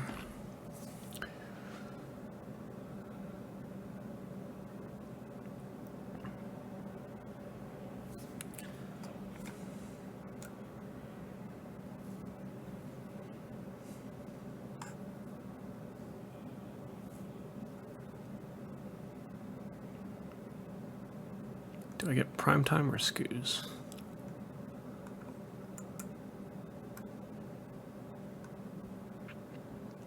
This is a Primal Command.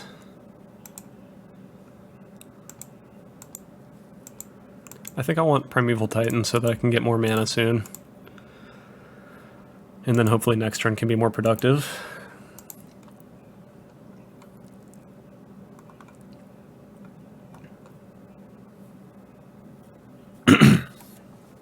I need to speed up my play a little bit because I think the game is lagging and it's causing me to take more time than normal between actions.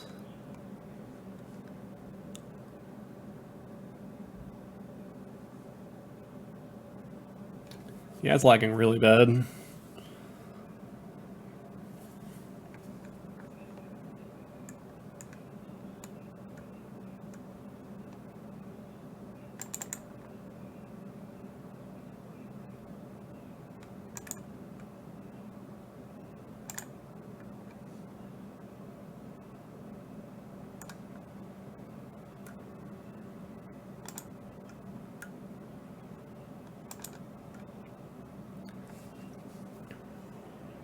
Jesus God.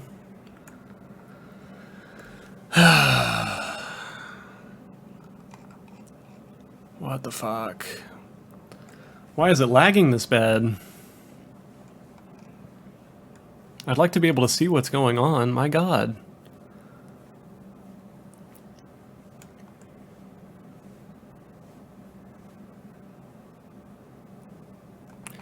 Alright, we draw Nykthos. I think at this point we've lost this game, so I'm just going to concede.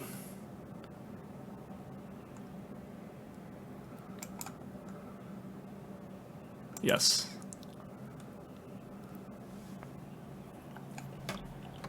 Yeah, they have a bunch of Memory Deluges, they have a full hand, we don't really have a chance there. Go to sideboard. We can bring in Veil of Summers.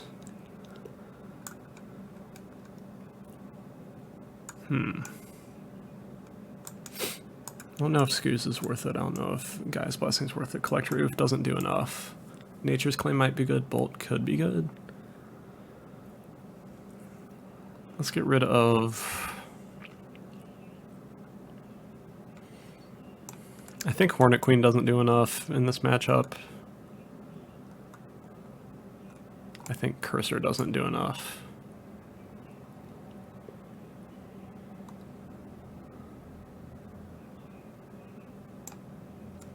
I think I want Nature's Claim since they have...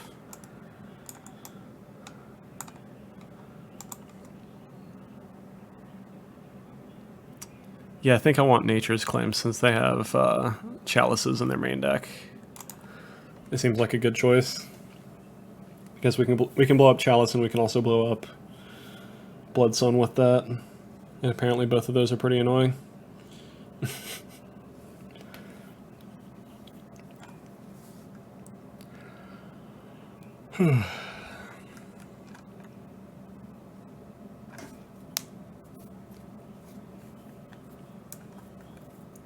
Hopefully Moto doesn't freeze up anymore.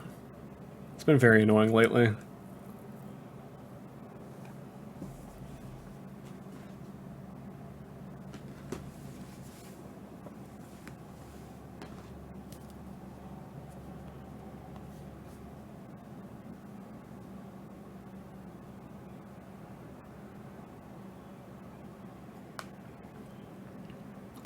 If I had more Veil of Summers, I'd be a bit more confident with this matchup, I think. I'm not sure what else I would change. This would definitely be a matchup where I would like the Carnage Tyrant in the sideboard or main deck. That would be good. I'll take the play. Alright, we have double Veil of Summer. Might as well keep it. It seems like it's very likely to be good.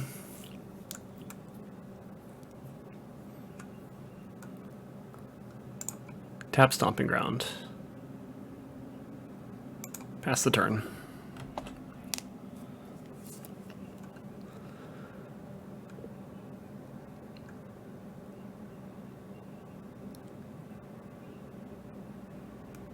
God, Moto is just not running very smoothly lately. I wonder if...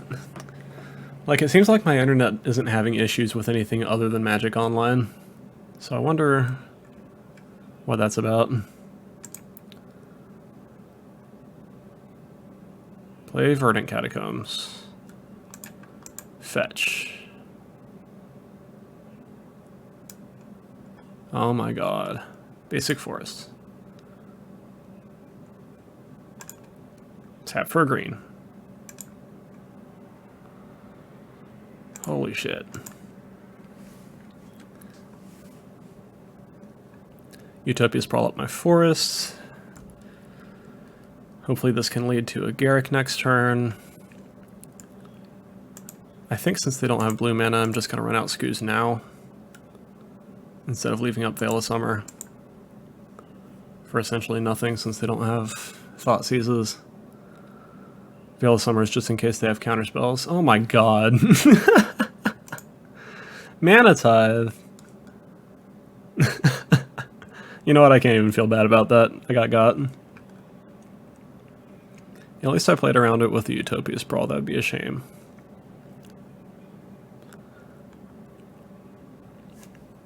Alright, I'm probably going to go for Garruk on the next turn, so fingers crossed for no other Mana Tithe.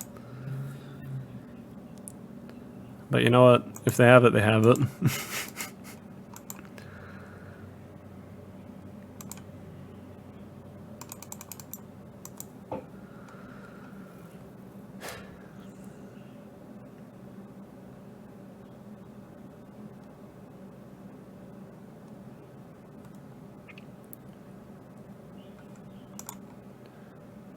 Make a beast.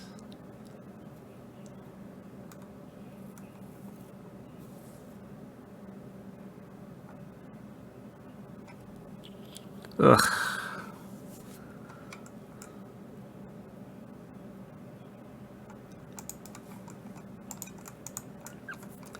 If Moto running slowly cost me my chance at having a decent match here, I'm going to be pissed.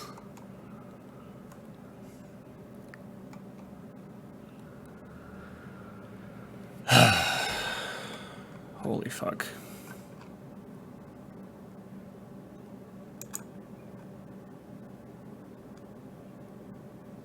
Like, my mouse is moving around fine, so my computer's not being slow here. I've tried opening up like other windows and stuff, and that still is working fine. Okay, Blood Sun. At least something happened. Jesus God. Opponent Furied away our Garruk. We can't cast anything right now, so we're going to attack them with the Beast token and pass the turn.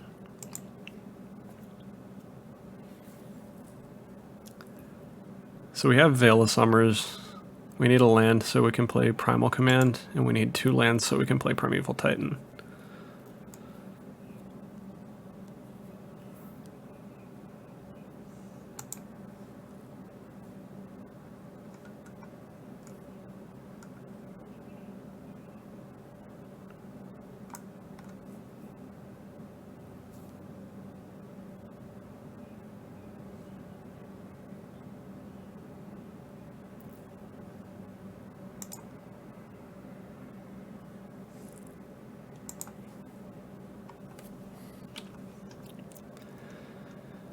We draw Arbor Elf. That could get us up to primetime mana. Let's attack with the Beast token.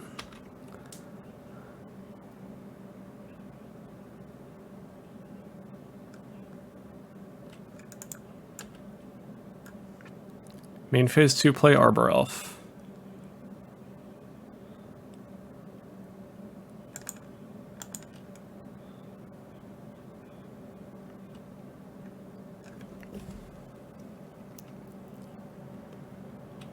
Pass the turn.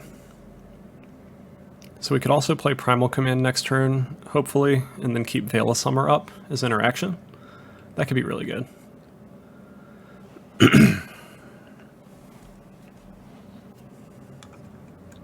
Yeah, it's interesting that our opponent's not playing a Yorion version of this deck.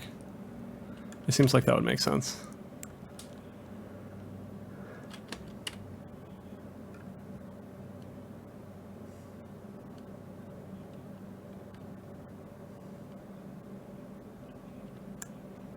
We drew Nykthos.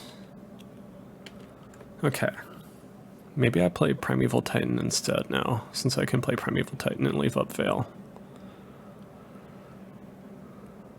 I'm going to attack with the Beast first, see what's going on.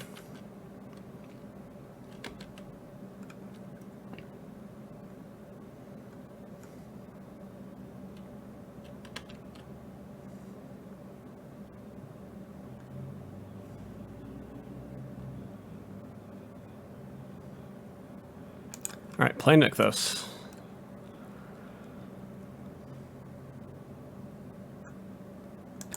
Two. Untap the forest.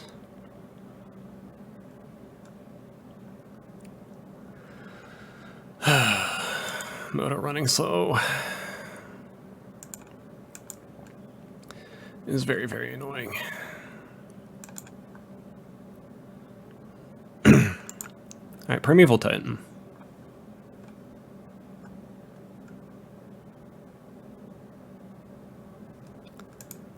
Primetime enters the battlefield. I'm going to get a Forest and Kessig Wolf run. Unfortunately, the Blood Sun means that Kessig Wolf run doesn't do anything right now, but we can get rid of that with Primal Command if we need to. And if not, it's still just a land, so it's fine. Looks like a Solitude. Yep.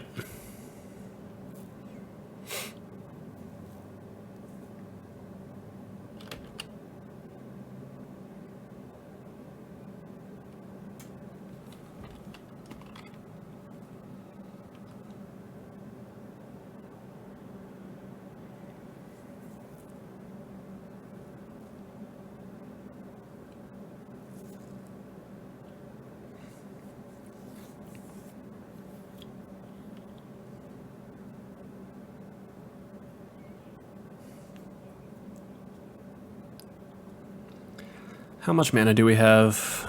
1, 2, 3, 4, 5, 6, 7, 8, 9. Opponent plays to Fairy.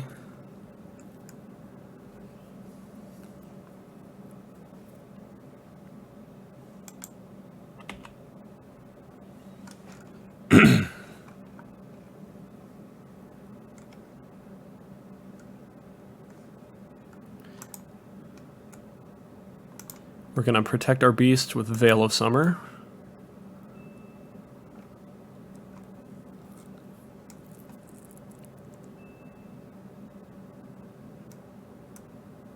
We draw Nature's Claim. Okay, so that actually makes us able to activate Kessig Wolf Run by itself. That's great.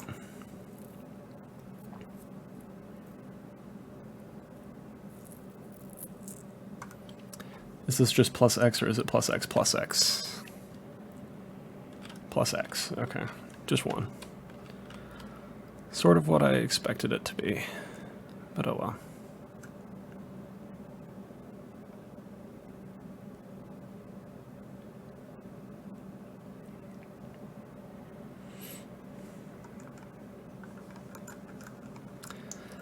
We draw Eternal Witness.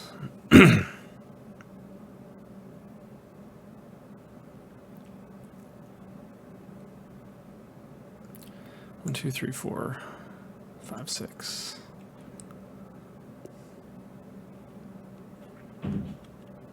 I'm going to try to kill Teferi.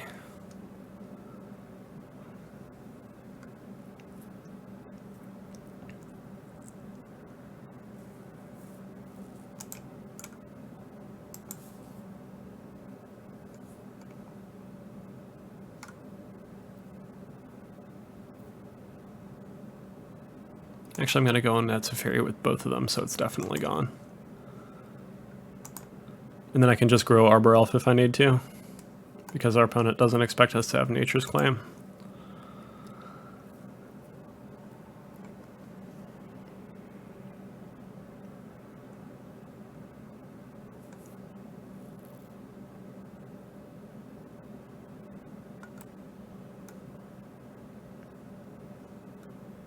Our opponent is not blocking. Okay.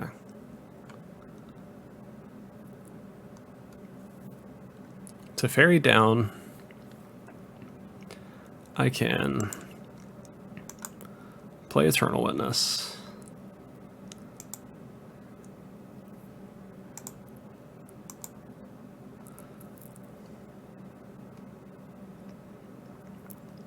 I can play around Mana Tithe and play Garruk.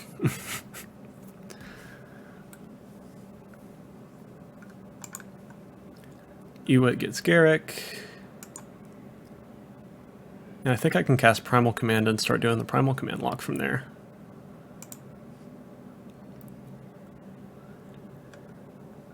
Yes. Devotion to green. Don't screw me, Moto. Be faster. Garruk. I can untap Nykthos and Utopia Sprawl Forest. And then I can make 6 Devotion and cast Primal Command.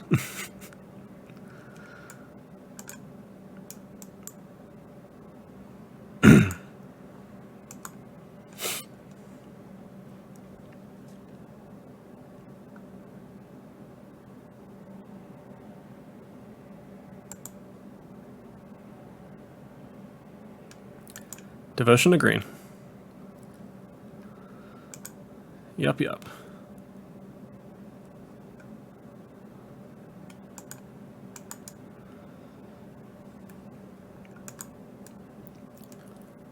Non-creature permanent on top. Search library for a creature card. I'm going to put Spirebluff Canal on top. Search my library for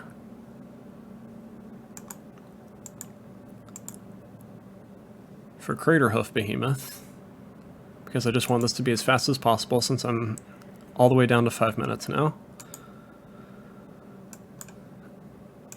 Pass the turn. Alright, you gotta have something this turn, man. I will lose honorably, at the very least, and mostly just to Moto and not being able to play another game.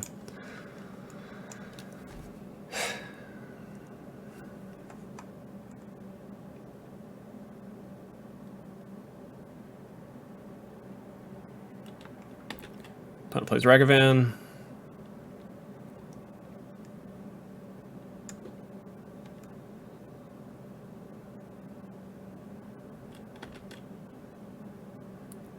Hasted the Ragavan, okay. 1, 2, 3, 4. 4, 5, 6, 7. 4, 5, 6, 7. Okay. So I'll go into Garruk. I'll block Solitude.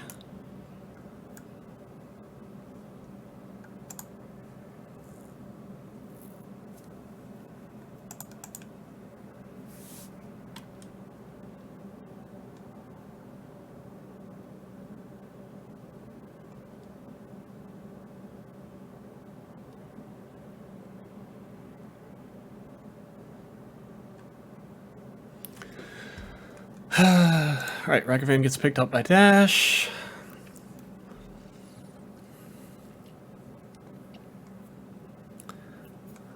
With how slow Moto's running, there's like no way that I'm going to be able to close out a third game in 4 minutes, unfortunately. Even if it only... even if it didn't take us any more time to finish this game. Alright. Because this is just going terribly. Devotion to green.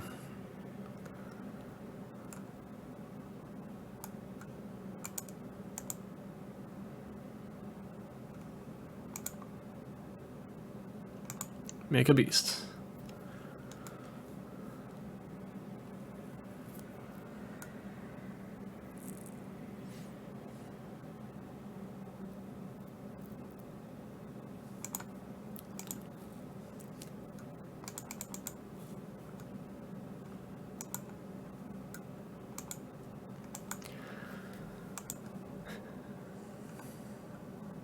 Alright, please be enough.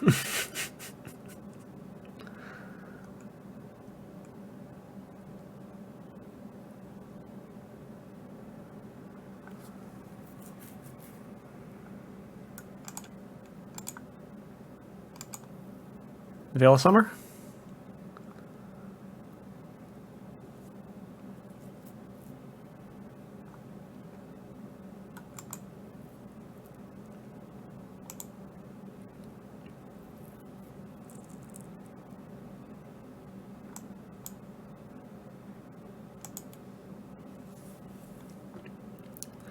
Alright, there's only 2 more minutes in this match, so after this game I'm going to concede, but at least now you know we can win against this deck. Moto just has to not be incredibly laggy.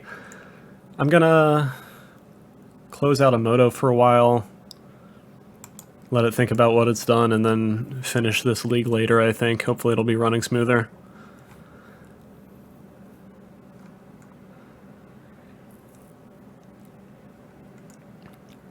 And I'm just going to say GG's to the opponent, because I know I can't.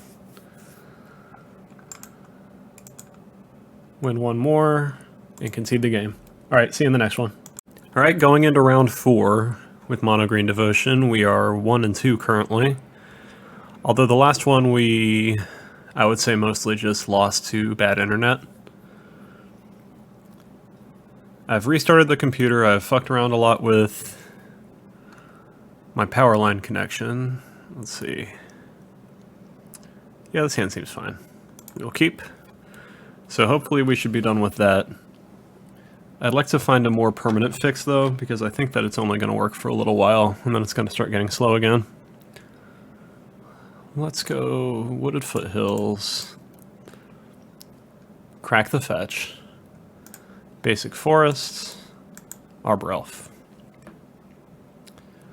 Our opponent led on Misty, and they have Kahira as a companion.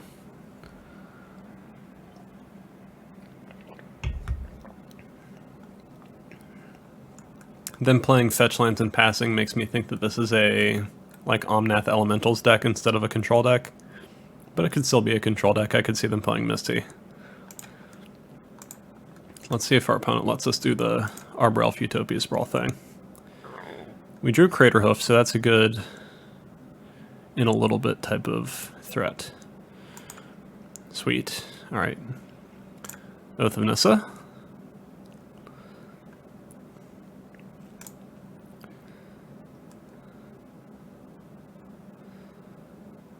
Burning Tree Emissary, Thragtusk, Birds of Paradise.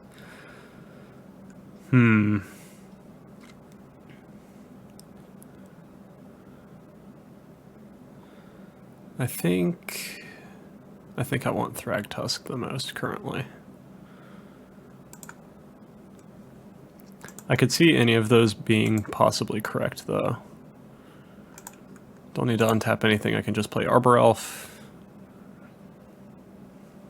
Since I'm not grabbing anything back with Eternal Witness currently.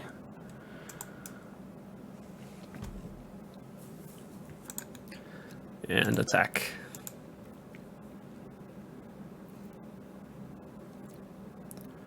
It looks like we're going to get up to Craterhoof mana pretty quickly if they don't start interacting with us.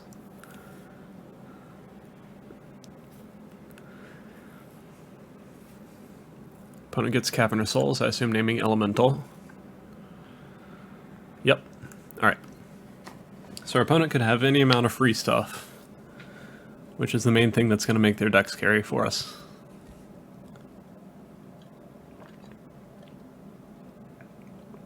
Opponent fetches a Breeding Pool.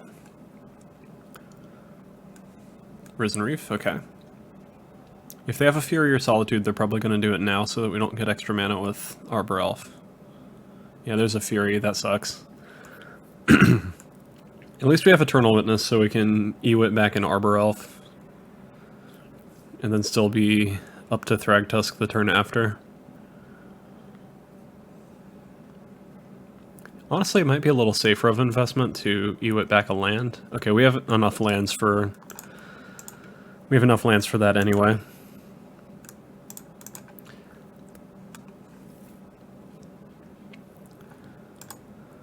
Forest, Eternal Witness.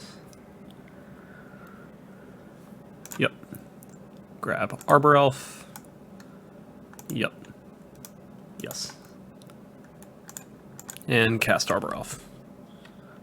Pass the turn.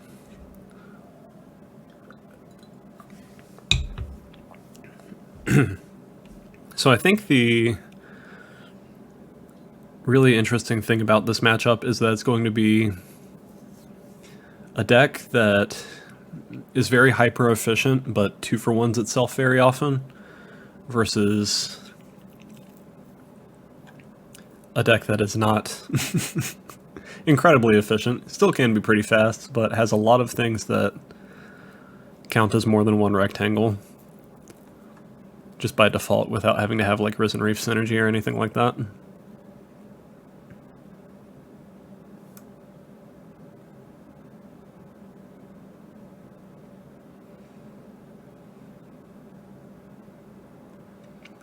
One, two, three, four, 5, 6, 7.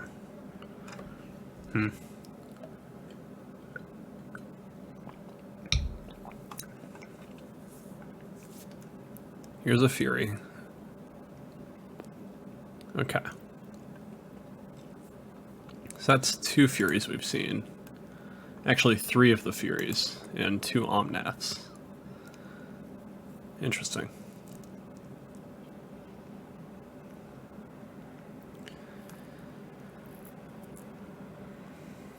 Opponent attacks with Risen Reef. We draw Nykthos. Let's play Nykthos, play Rakdos.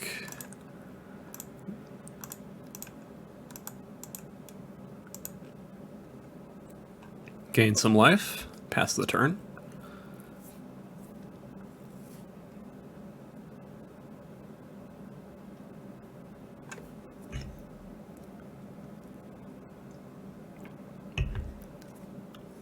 Opponent's got a lot of cards in hand, that's for sure. Plays other Omnath.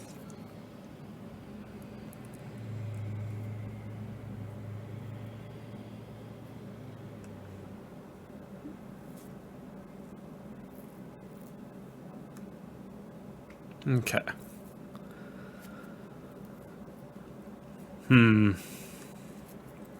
I'm curious what sideboard cards we're going to want. I think Bolt seems really good because getting rid of Risen Reef seems very important.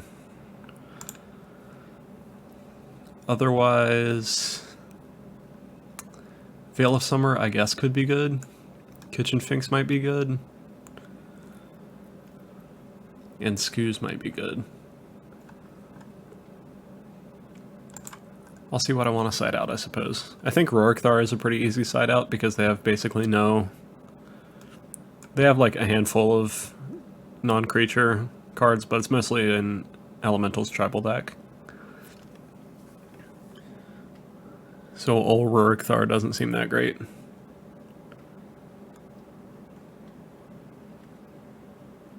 Yep.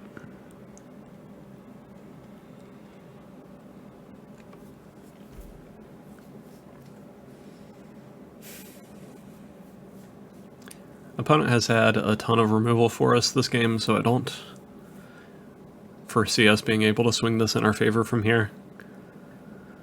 Maybe we can get a lucky top deck, but I don't know. Looks like our opponent has something else to play. Muldrifter. Okay, at least it's not a Solitude on our last creature. That'd be unfortunate otherwise.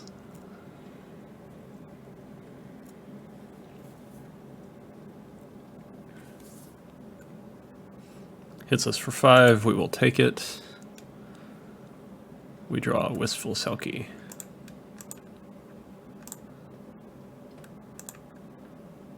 Let's play Verdant Catacombs, fetch. Thin the deck a little bit. If we draw anything good, we're going to want that mana anyway, so Wistful Selkie.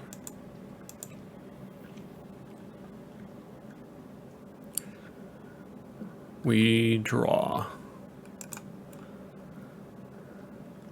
Primal Command. We can cast Primal Command I'm interested. I'm not sure if it's going to be good enough.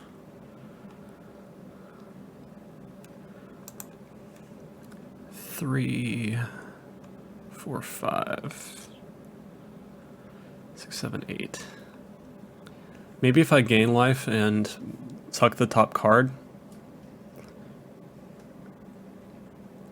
I'll be able to untap and Crater Hoof them. I could see that being possible, I guess. I don't really want to tuck a land, though. I guess I could tuck their fetch land. It kind of does the same thing.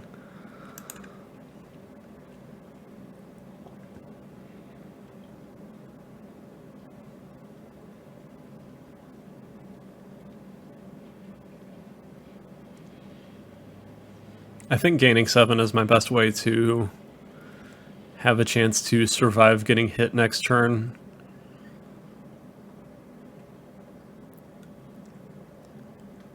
And then get to untap with some creatures. Yeah, let's do that.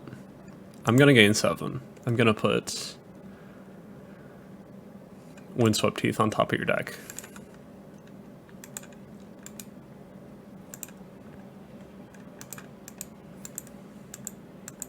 So I'm gonna be at 19. Our opponent should ideally have about the same amount of land drops next turn because I assume they had another land in hand somewhere. Or at least they don't get to get further ahead because of the fetch land that they sandbagged. And then, so long as I don't have to block with anything and they don't have the 4th Fury or more removal, because this just removes things when it enters the battlefield, right? Yeah. If they don't have any more removal, which I guess is possible, but they have Solitude somewhere in their deck, I should be able to Crater Hoof them for a lot. And then that might be able to do something. But we'll see. Opponent gets a bunch of landfall triggers.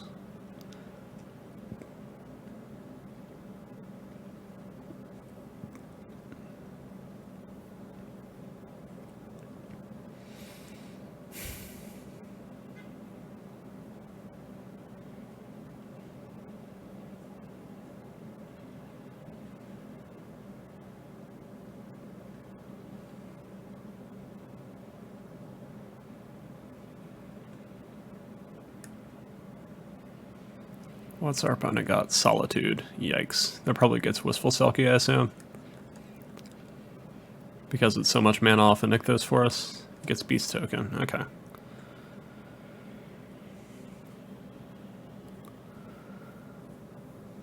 Well, that means Crater Hoof isn't lethal, so that's unfortunate.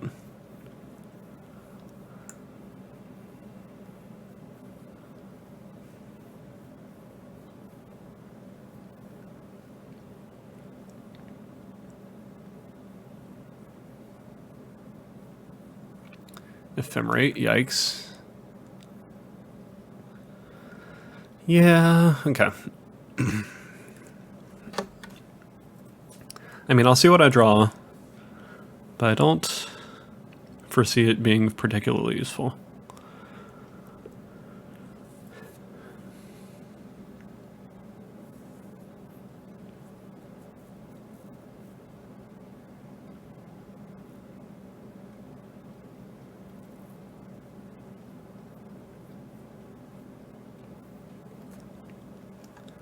Yep.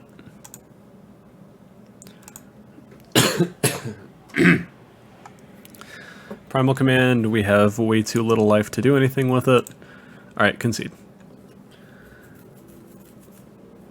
Let's see what we sideboard in against them.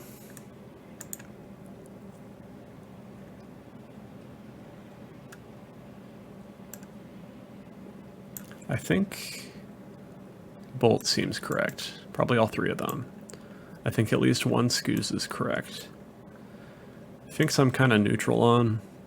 Probably both Scoozes is right. Rurikthar can come out. Probably gonna go ahead and take out the 2 Oath of Nisses. I like Acidic Slime because her hurting their mana fixing seems very strong.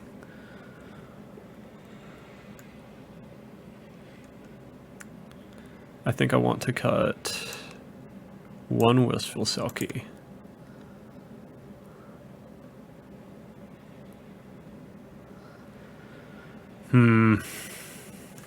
Maybe a Garrick.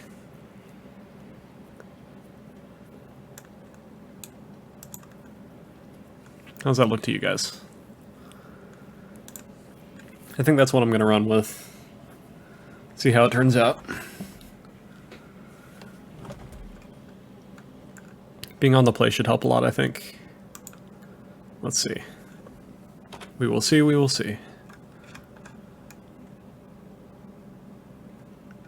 This hand seems okay. It has a little bit of ramp. It doesn't start anything particularly quickly, but we have Primal Command in prime time.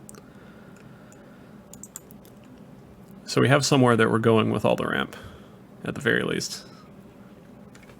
I'm going to start off with Wooded Foothills Basic Forest and Utopia Sprawl it to thin the deck a little bit. Opponent mulligans to 6. Opponent is keeping 6. Okay. Get a forest. Utopia Sprawl up our land. Green. Pass the turn.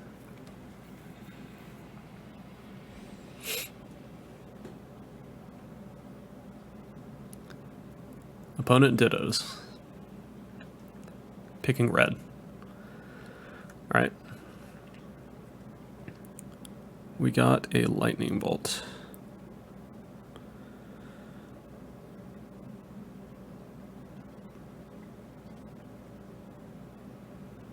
I think I want to go Wooded Foothills.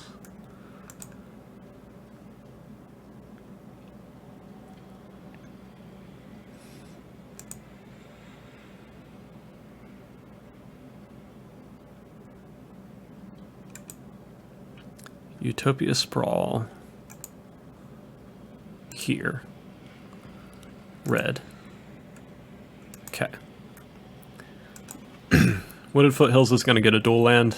If I need it now, I can get it untapped. If not, I'm just going to put it into play tapped. And hopefully I can start Primal Command lock pretty soon. If I can Primal Command this forest next turn, I can at least get rid of some of their ramp too. And that seems pretty good.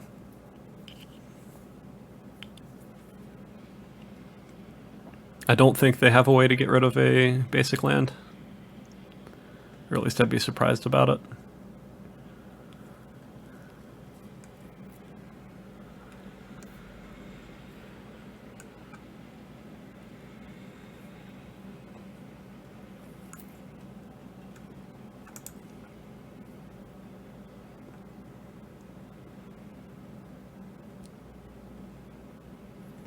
Opponent gets Hollowed Fountain.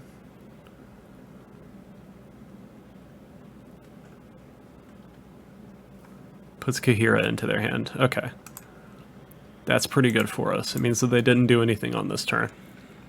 And we're going to set them back to turn 2 minus the ramp that they had with Primal Command. And then after Primal Command, we can follow that up with Prime Time if we draw land.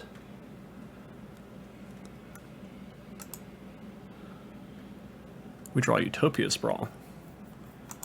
So that means we're going to Utopia Sprawl this land, so now we can definitely prime time the following turn.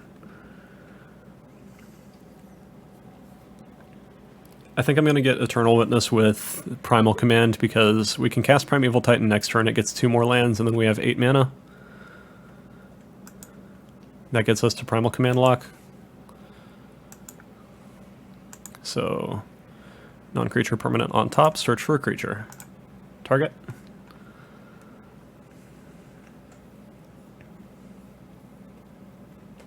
That is a lot of Utopia Sprawls we've played. Kind of ridiculous. Hopefully they don't randomly have like engineered explosives or something. Make me want to cry.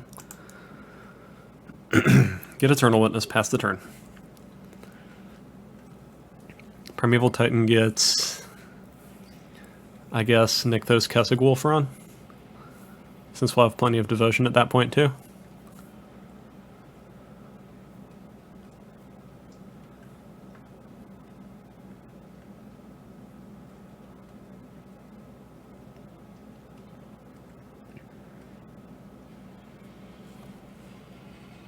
Opponent plays Flooded Strand. They did not replay their forests. We draw Thragtusk. Alright. Prime time, let's see if it resolves. I assume it will, but they might have Subtlety or something.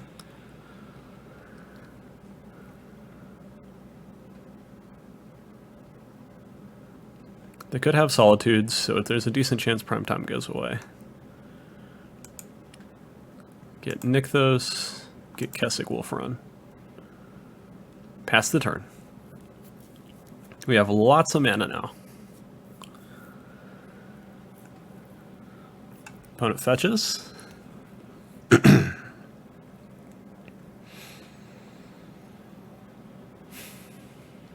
Gets a Rogran Triome and untaps.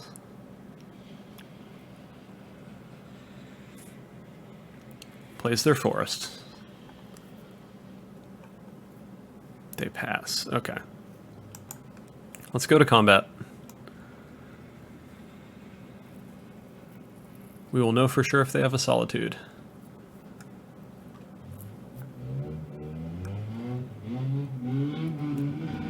They do have Solitude, okay. That's fine by me.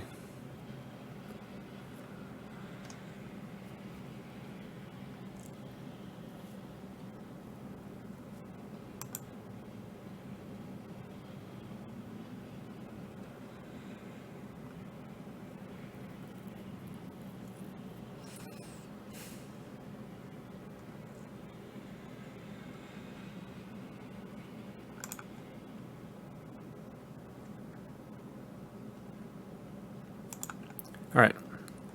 Cast Eternal Witness. Get Primal Command. Okay.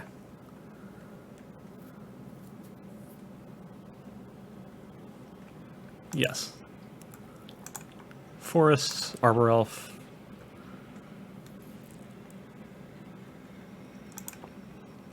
Nykthos for green. Primal Command, non-creature permanent on top, search for a creature. Let's put Rogran Triome on top.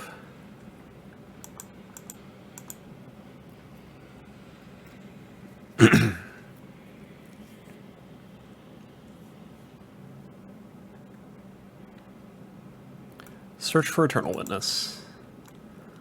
Pass the turn. Alright, well, we are vulnerable to a Fury that can kind of disrupt us here, but we can even if he does that, we still have Eternal Witness and enough mana to Primal Command. Alright, opponent concedes. Fantastic. We had the Bolt in our hand the entire game, but I still wanted it, so I'm not really upset about that. I think cutting Garruk is correct, because Garruk just dies to Fury really quickly. Is there anything else I want to change? Not really. Alright. Let's run it back, see if we can do that again.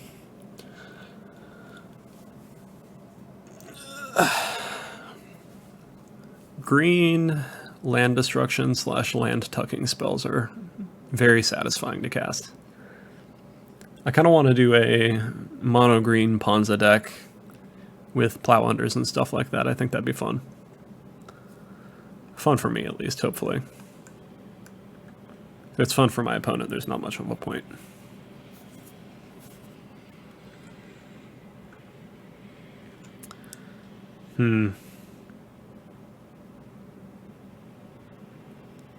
This hand seems okay. We get to play Wistful Selkie on turn 2. We can play an Oath of Nissa. Alright, we'll keep it. Sorry about that. I'm feeling a bit better than I have been the last few days, but my throat's still scratchy. And I still have a bit of a cough, as you can tell. Arbor Elf, pass the turn. Hopefully we can get a Primal Command again soon. I think early Primal Command is the main way that we have to actually win this matchup. Because if we can disrupt their mana a little bit, we can probably continue to cash in on that for a while. Opponent taps for a white. Prismatic End. Unfortunate.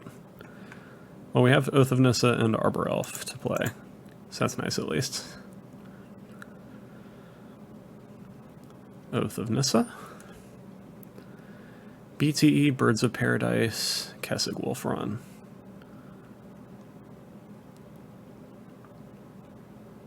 I think I want Birds of Paradise. And I'll just play Forest Birds of Paradise so they don't know about the Arbor Elf. Pass the turn. They might well have removal for that again. We'll see, I guess.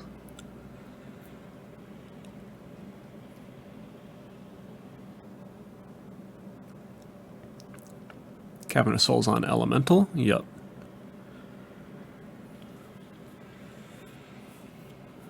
Opponent. Mole Drifters. Okay. Love Mole Drifter seeing play. Very cool. Mole Drifter Ephemerate is hilarious. But luckily our opponent didn't have that. Okay.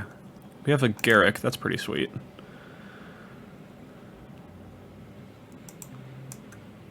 I think I want to go... So they could Fury away the Garruk if I plus it. But I'm still just going to plus it so I can play Arbor Elf. Because if I play... If our opponent doesn't have a Fury here, or some way to stop the ramp from happening, I might be able to get a Hornet Queen down. And then I'll probably just be plussing Garruk. Yeah, I'll be plussing Garruk again to play Hornet Queen, and then Hornet Queen comes down and Garruk can overrun. And that seems hilarious. But we have exactly 7 mana if our opponent doesn't interact with our board at all right now. So please don't interact with our board, opponent.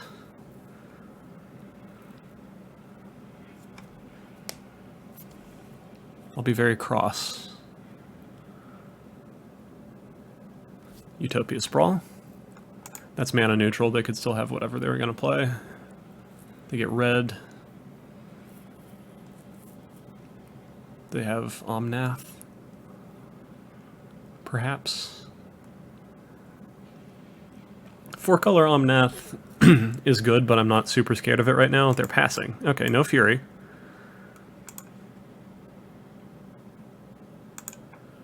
We get a land.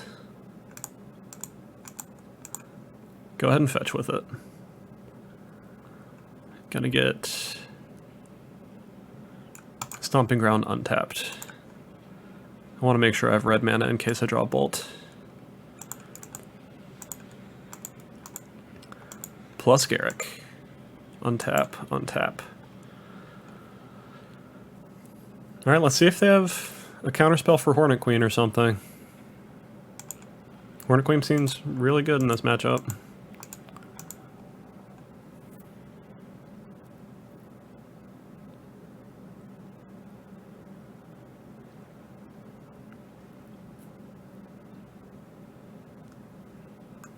Hooray! We got the tokens at least. I don't think they have any like flash blockers that aren't Solitude, and if they had a Solitude they'd already have played that, so I'm gonna get in with this Arbor Elf. See if they want to do anything about it. Attack you with an Elfie Boy. The way I could get blown out for attacking with a 1/1 is like they Solitude and Ephemerate it and block. Okay.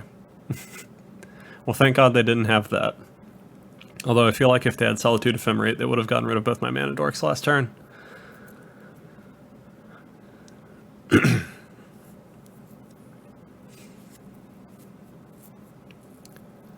Opponent plays a Plains. Kind of feels like a tongue twister to say that. Opponent taps 3. Looks like they're putting Kahira in hand, maybe something else, but they tapped Cavern for colorless instead of elemental mana. Yeah, they put Kahira into their hand. What is in our opponent's hand? They have not been doing anything, and they had 4 mana last turn to do something with. I'm really curious what their hand is. I hope they reveal it to us whenever this game ends, if it ends soon at least. Prismatic End. Okay. Well, it's not a Prismatic End on Garruk. Okay, damn. Bolts are Garrick, that's sad. Bolts are Garrick. What an asshole. Play Wistful Selkie, see what we draw.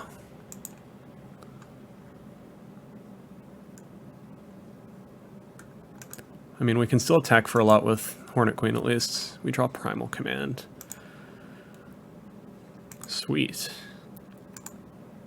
So we can Primal Command. I'm going to do that before we're going to combat in case they have random removal for Birds of Paradise they haven't played yet. I'm going to put this land on top of their deck, and I'm going to search for Craterhoof Behemoth. Because it's hoofing time. Because 1, 2, 3, 4, 5, 6, 7, 8, yeah. So unless they... Hold on.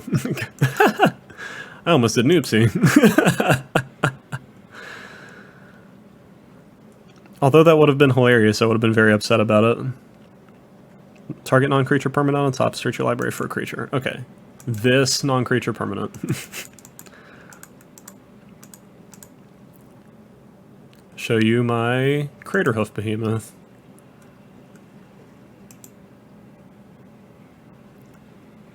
Leave up blockers just in case, I suppose. I really want to kill them with Craterhoof Behemoth for 1 billion. It's a bit greedy, but I really want the Craterhoof win. Off of Hornet Queen.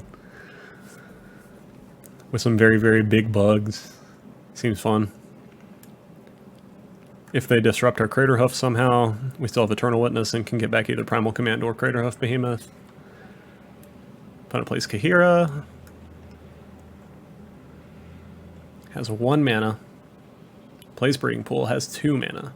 Has 1 mana, because they don't want to pay for it. Alright.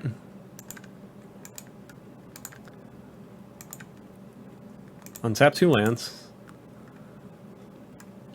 Get to play a free Burning Tree Emissary. For free.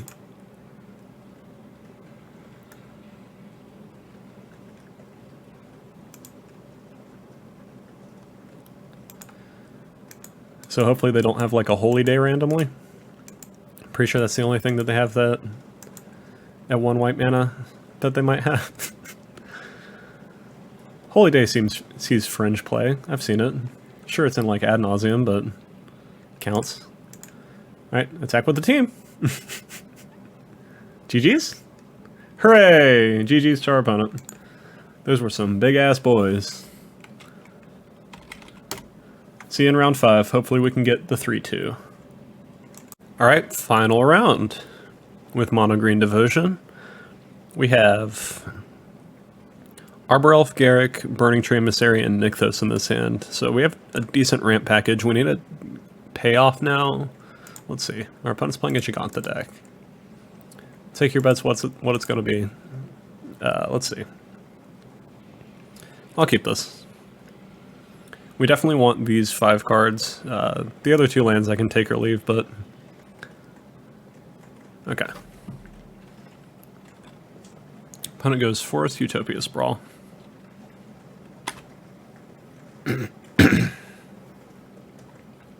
Sorry about all the coughing and stuff in this video. Arbor Elf, pass the turn. If we draw another Burning Tree Emissary, we can... Yeah, if we draw another Burning Tree Emissary, I can play Garrick next turn. Also, if I draw a Utopia Sprawl, I can play Garrick next turn. That is neither of those. Okay. I'm going to hold on onto the Wooded Foothills for now, I think. And just go... Well, hold on. Actually, no, I'm going to fetch with Wooded Foothills. Get a basic forest. Cast Burning Tree Emissary.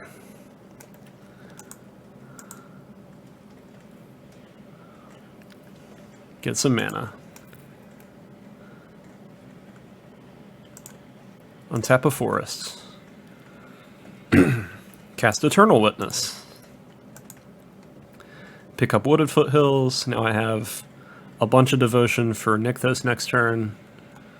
And I still have Wooded Foothills to get red for when I want that. Technically, I could tap Nykthos for 2 red mana right now, if I wanted to. Alright, our opponent's playing Enchantress. That's kind of what I thought it would be. I'm not sure how good our game 1 is against them. Let's lead on Oath of Nissa. Hopefully something good.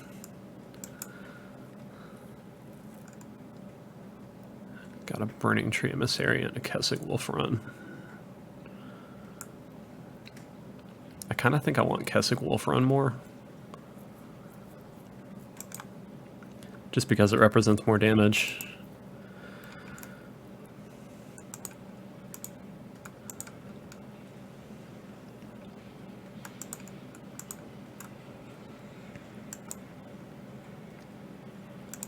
Play Garrick.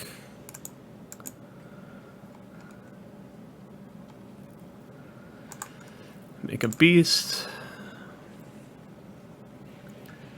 And Destiny Spinner's a 2/3, so I'm just going to pass the turn. Unfortunately.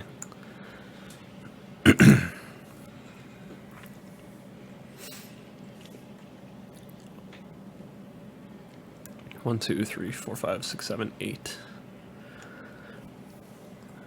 Blood Moon, that cuts off our Nykthos mana. We still want to draw Primal Command off the top, that'd be really good. Kessig Wolf Run and Wooded Foothills both just produce red now, so that's unfortunate.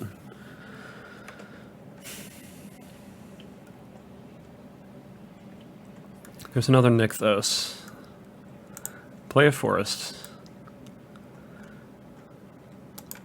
Go to combat. Attack with the Beast. I think I might as well just plus Garrick. Maybe I can get an Overwatch. Well, he'll be able to attack with Destiny Spinner otherwise. Yeah, let's make another Beast. Pass the turn. 1, 2, 3, 4, 5, 6, 7, 8. So if I draw Craterhoof next turn, I can play it currently.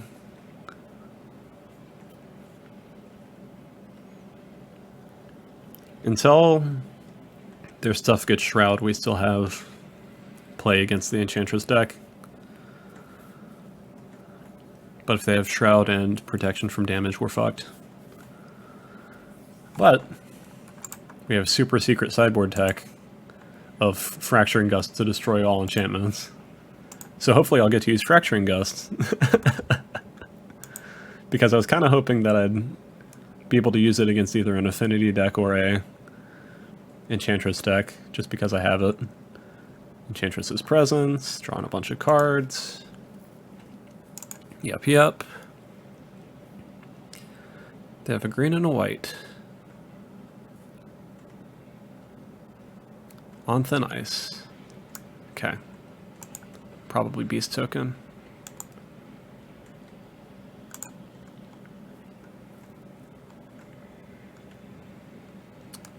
Picks Arbor Elf, interesting.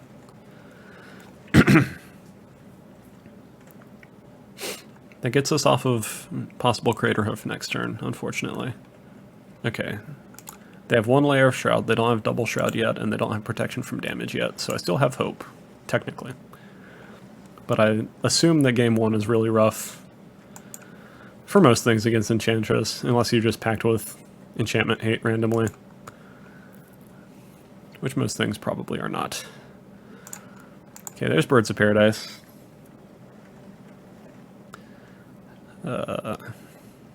Let's play Kessig Wolf Run since they already know about it. Plus Garrick. Untap the Forest. Untap the Forest, I guess.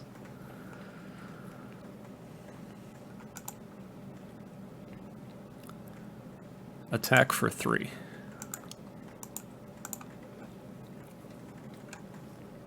Yep. Pass the turn.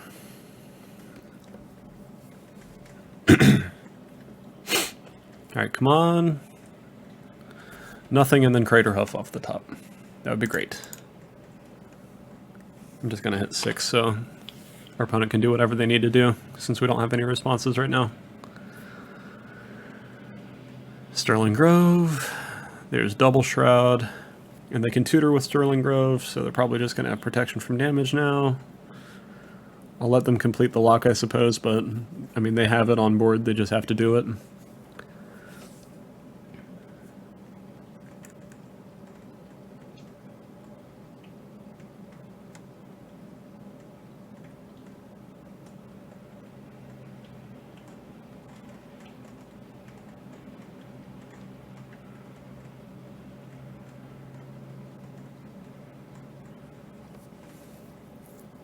Opponent has double Sterling Grove, gets rid of a beast token.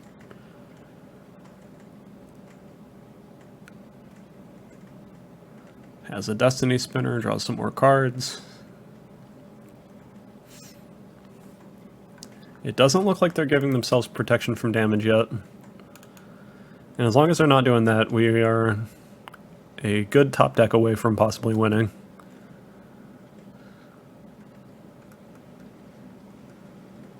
Opponent is attacking Garruk.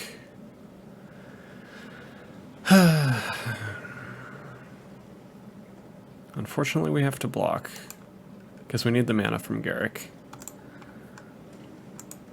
So we're going to block with Ewit.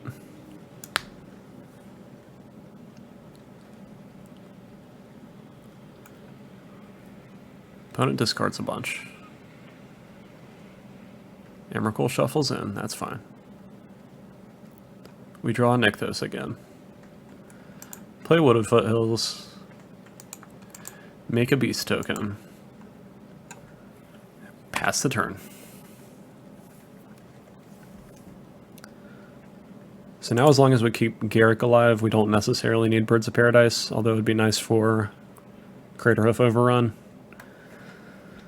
But we've drawn a bunch of lands in a row, so we already had a not great shot of winning this, but we even could have drawn like Primal Command and tucked one of their lands and searched for a Craterhoof, and that would have been fine, but it looks like it's going to be too late for that now. At least if they finally decide to protect themselves from damage.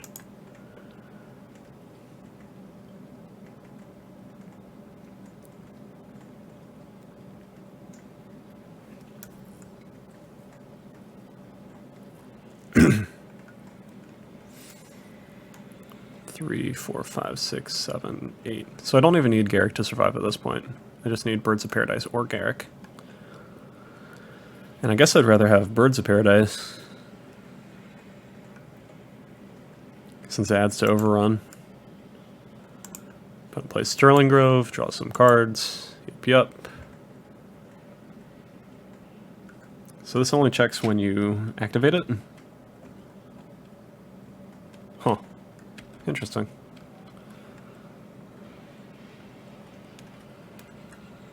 Attacking Garruk, that's fine. Not gonna block. Alright, well our opponent still doesn't have protection from damage yet. They have a removal that they can't activate because they don't have white mana.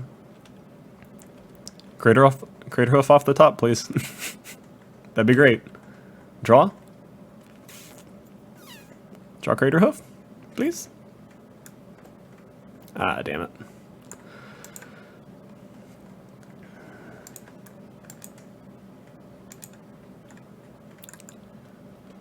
I guess I'll play my Utopia Sprawl. Pass the turn. I mean, maybe they'll spin their wheels again for another turn and let us draw a card again. I don't see why they would, but I also don't know why they wouldn't have stopped themselves from taking damage at this point. Destiny Spinner makes a 17/17. That is not enough to be lethal for us yet. But the other one is. So as long as they both attack us, I will concede. Hooray, our opponent did it. Okay. So we're bringing in Fracturing Gust, Double Nature's Claim, maybe some other stuff. We'll see. Bolt doesn't seem that great. It seems like it could be good, but it seems very niche. I think mostly just finding the Fracturing Gust is the way that we can win this.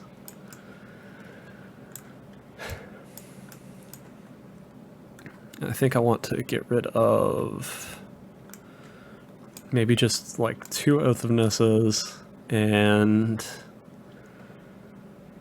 maybe Thragtusk. Hornet Queen could be useful for making Craterhoof lethal. Yeah, I think I just want to focus on finding Fracturing Gust if I can, so I think cutting a couple of Oath of Nisses is correct. Alright, let's try it like that.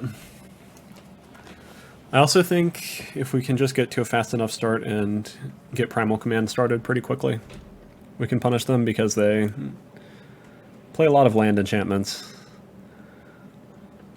Yes, we will take the play.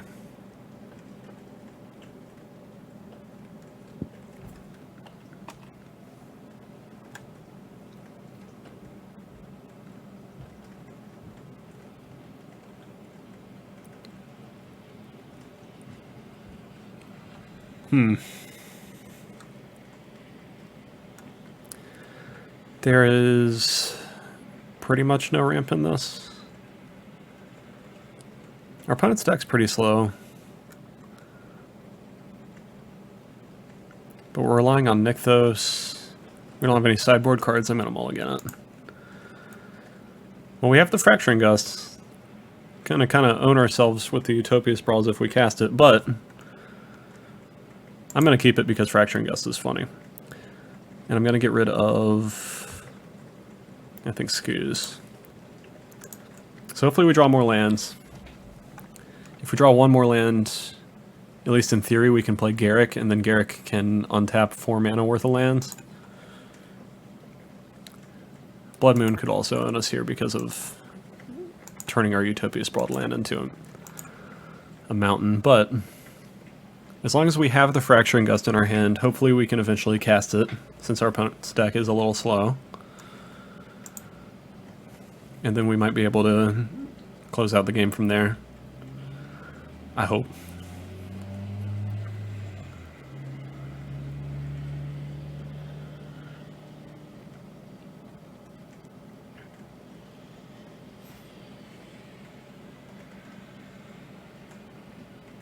Opponent plays a land and passes. Tap for green. Utopia Sprawl our land again. No second land, sadly. Not yet, at least. Pass the turn. Alright, fingers crossed we draw land here. If we do, we get Garruk, and then Garruk can make a bunch of mana. But we might be in danger if we just never draw land again. Our opponent can't Blood Moon this turn, at least. They got Sacred Foundry. They got Destiny Spinner, okay. Okay, we found a land. Tap, tap. Garruk.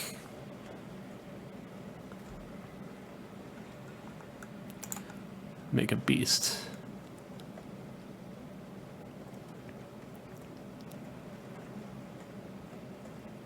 Pass the turn. Opponent's got On Thin Ice and can kill our Garruk with Destiny Spinner. That sucks. Alright, well, we can pick Garruk up again with Ewit, I suppose.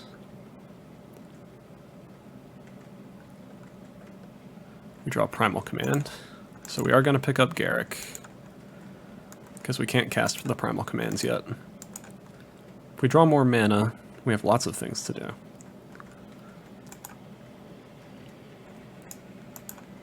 I like that Garruk is at least mana neutral for the moment.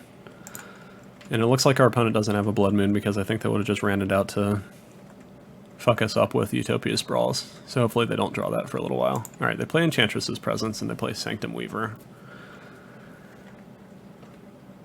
Play Solitary Confinement. That's fine.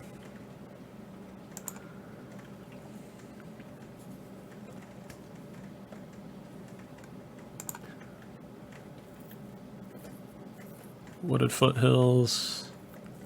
Another Destiny Spinner. So the issue is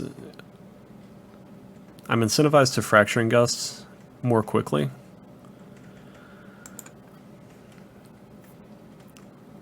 Because the longer I spend not Fracturing Gusting, the more likely it is for them to draw something that's going to kill us faster. And we're not going to get 2-for-1s because they're drawing a card whenever they cast an enchantment from Enchantress's presence. Verdant Catacombs, okay. So I think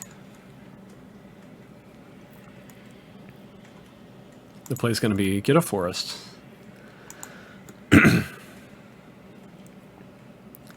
Tap for green, tap Garruk.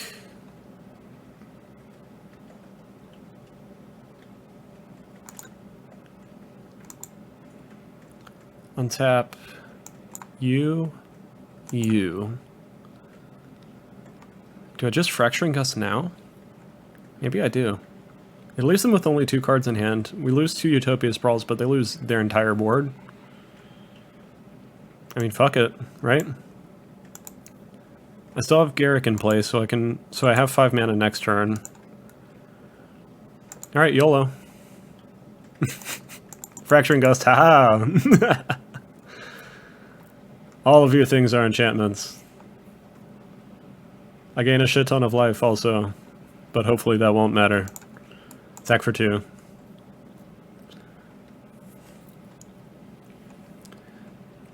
They have 2 cards in hand, they're going to draw 1 more, and then I might be able to finish this game with Primal Command. Hall of Heliod's Generosity, okay. Burning Tree Emissary.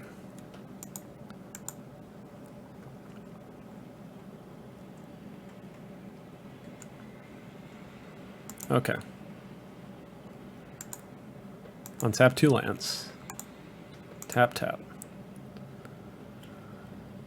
I'm probably going to try to win with Garruk Overrun in a couple turns and have that be how I actually close the game out. But I think for now I'm going to go Primal Command, shuffle your graveyard away, get rid of your white mana.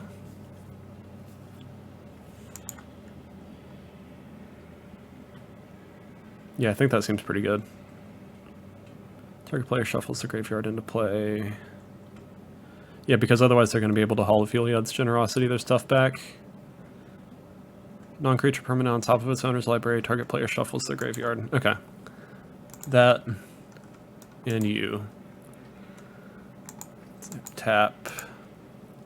Tap. Get rid of all your shit. They didn't actually get rid of all their white mana because I forgot about Sacred Foundry, but whatever. If they Blood Moon, they don't have white mana, and I'm fine with that.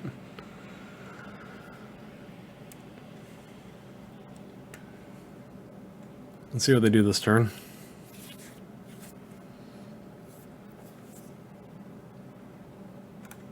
Opponent puts Gigantha into their hand. We draw a land. I'll play the land. Tap, tap.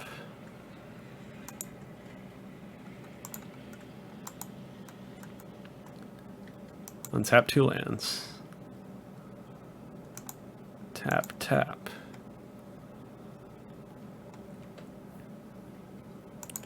Primal Command. Do I just search out Rurik Thar? That seems kind of funny.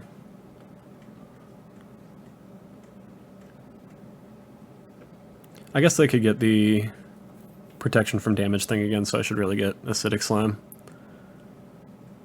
Non-creature permanent on top of its owner's library. Search my library for a creature card. Target Sacred Foundry. 1, 2, 3. So he's going to be able to play Gigantha.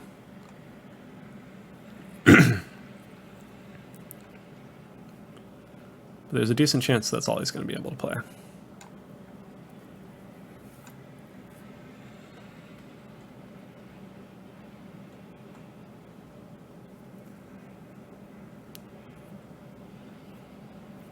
Well, I did get to Fracturing Gust somebody, so I'm pretty satisfied about that, honestly.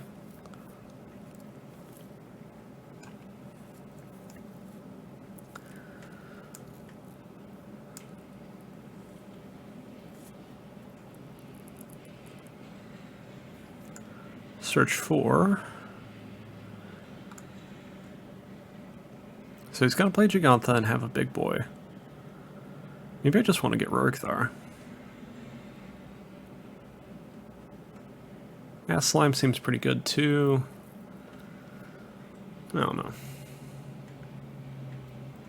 Yeah, I'm going to go with Rorikthar. Ah, shit. I hit Rorikthar. I thought I had clicked Scavenging Ooze by accident. Whew. That would have been scary. Alright, attack for 4. Opponent fetches away the land that's on top of their deck. So they must have another land in their hand.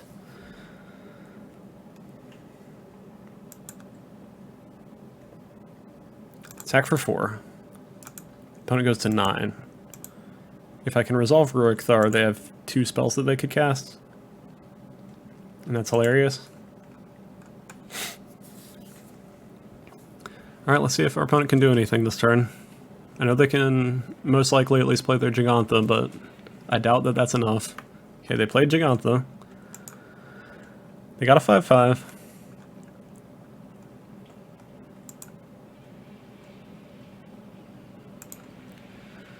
We draw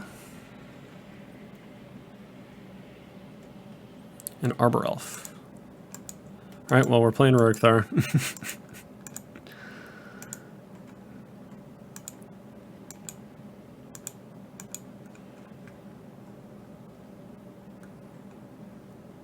And then we're just going to try to overrun with Garruk next turn, I suppose. Alright, pass the turn. I don't fancy either of my boys getting eaten by a 5/5, so...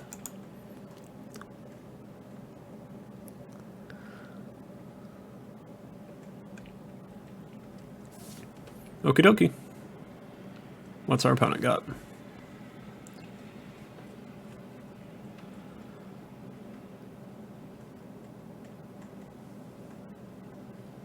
Gotta have removal for Rorikthar and an answer to the rest of our board.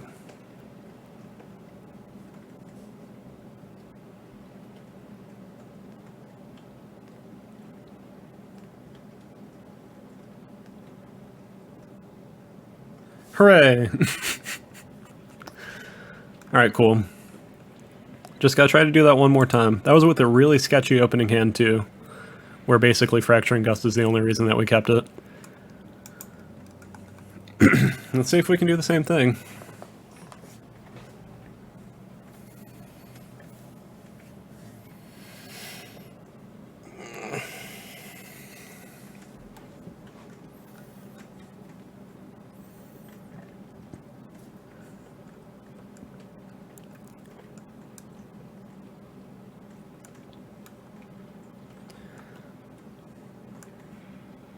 No lands. That's a mulligan.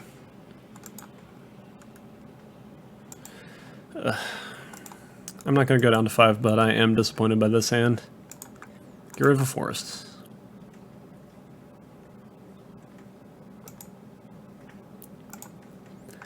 Alright.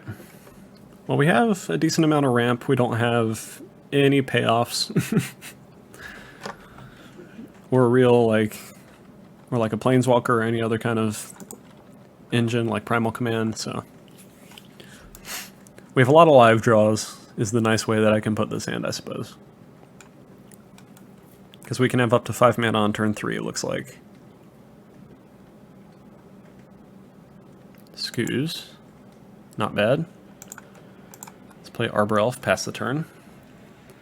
Next turn I can go BTE, Birds of Paradise, and Scoos. This seems pretty good. It's a fast start, at least.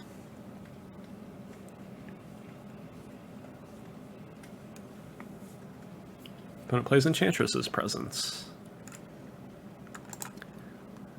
Let's play Wooded Foothills. Fetch.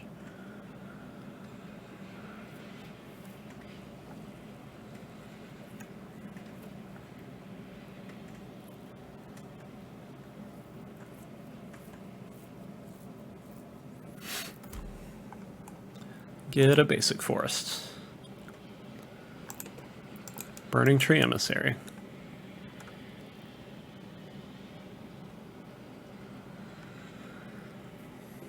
I was thinking about attacking with Arbor Elf instead of playing Bop for a second there, but I think I'd rather have Primal Command be a live draw next turn so I can hit this forest with it if I have the option.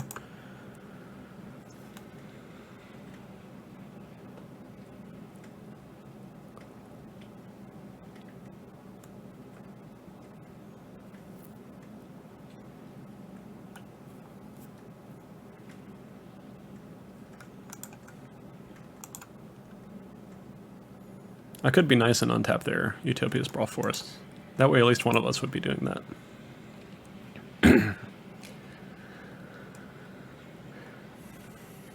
Alright, opponent plays Sithis. They have lots of card draw now.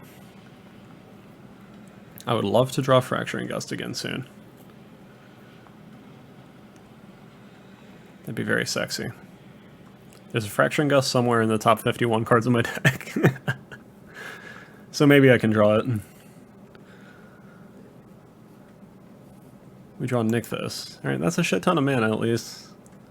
It's not doing anything for us right now, but it means we can cast almost everything. We need 8 mana at our top end, so 1, 2, 3, 4, 5, 6, 7, 8. We do have 8 mana next turn. So no matter what we draw, even if it's a Rurik Thar, we can cast it because of Birds of Paradise. So we just have to not die and also top deck something decent.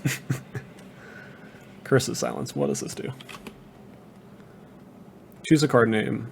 Spells with the chosen name cost 2 more to cast. Whenever a player casts a spell of the chosen name, you may sacrifice Curse of Silence. If you do, draw a card. Okay. It's not that scary compared to how much mana we have currently, since our opponent does not have a Blood Moon for our Nykthos yet.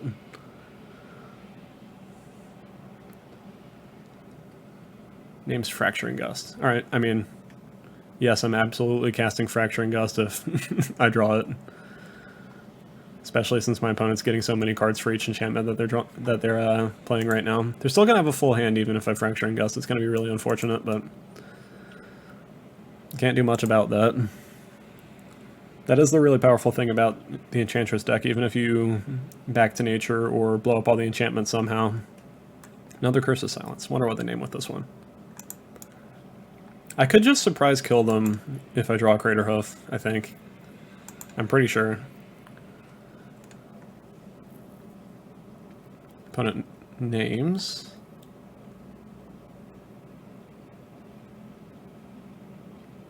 Fracturing Gust again? Yeah, they named Fracturing Gust again. Okay. So it gets to draw 2 more cards if I Fracturing Gust, which is unfortunate.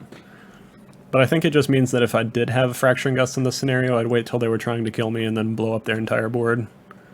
And hopefully eat a bunch of things with skews and whatnot. I'm going to eat their graveyard. Just because if this game goes ridiculously long, I'm going to be trying to deck them, and I want less of their cards to be shuffled into their deck with their Emrakul, which I will also try to eat eventually with skews. But if this game goes to the point of parity, I can technically try to deck them through their... Okay. Garruk is interesting. I don't want them to know about the Nykthos, I don't think. So I think I'm just going to Garruk plus it. I'm going to attack with my 2/2s first. They discarded a Blood Moon, so they didn't want to play it. Or they have 2, which is part of why I'm leaving Nykthos over here. But I'm going to attack for 4. They're going to be able to gain some life next turn off of Sithis. But maybe I can get an overrun kill? That would be neat. I guess I should have attacked with less things. Because he can ping my Sithis down. Or ping my Garruk down, rather. Alright, I'm going to plus anyway and make him see the line at least. Yeah, I should have attacked with just Scoos or just BTE, so that my opponent was forced to have more than just Sithis to attack with. I guess we can still block with like Birds of Paradise, but it's not as much damage anymore at that point. Destiny Spinner, gain some life, yep.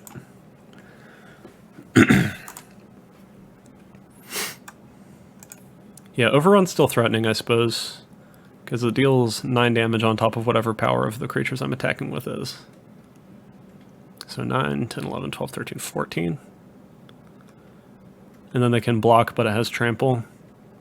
So at least sets me up to win a little bit afterward.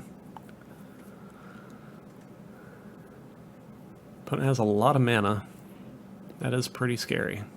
In a deck that has Emrakul in it somewhere. Opponent plays Sterling Grove. Yup. I'm afraid... I'm afraid that our chance to win is leaving us. If we drew Crater Hoof... yeah, there's Solitary Confinement, so now we have to find Fracturing Gust. Because it has Shroud, too. That's very unfortunate.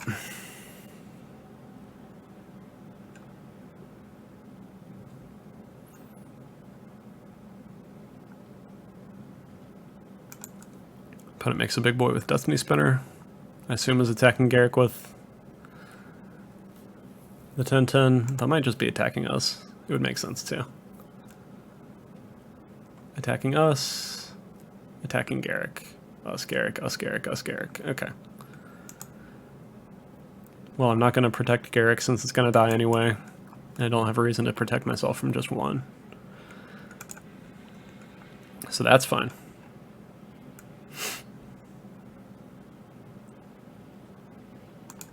Eat your graveyard.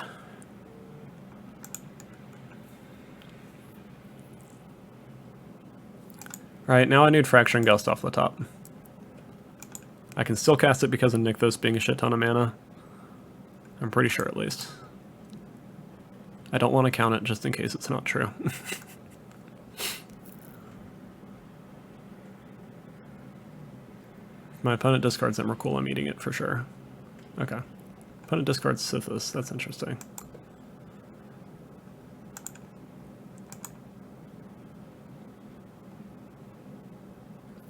Means I can grow Scoos. I think my opponent just has enough mana that I'm going to die no matter what here, though. Because you can animate things with Destiny Spinner multiple times. I guess I'll make him do it again.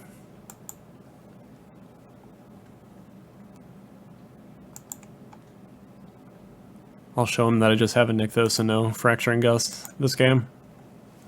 Which is unfortunate, but you know what? I got to use the Fracturing Gust in one of the games, and I'm pretty satisfied by that. It was very funny. Solitary Confinement. Okie dokie.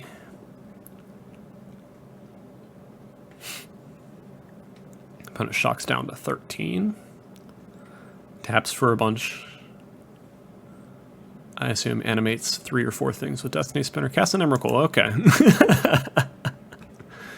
GG's to our opponent. That was a lot of fun. I still think it was possible that we would have won the match that was having a bunch of internet issues. So we could have had 3-2, I think, because that matchup does not seem that unfavorable. But if you look back at how our matches went, we won one game every single match that we played, at least. So it was pretty competitive against everything, and I'm not that practiced with this deck, and it is not particularly tuned to the meta currently, so I definitely recommend checking this deck out. In the past, I've played versions with some amount of Summoners packed that can work pretty well.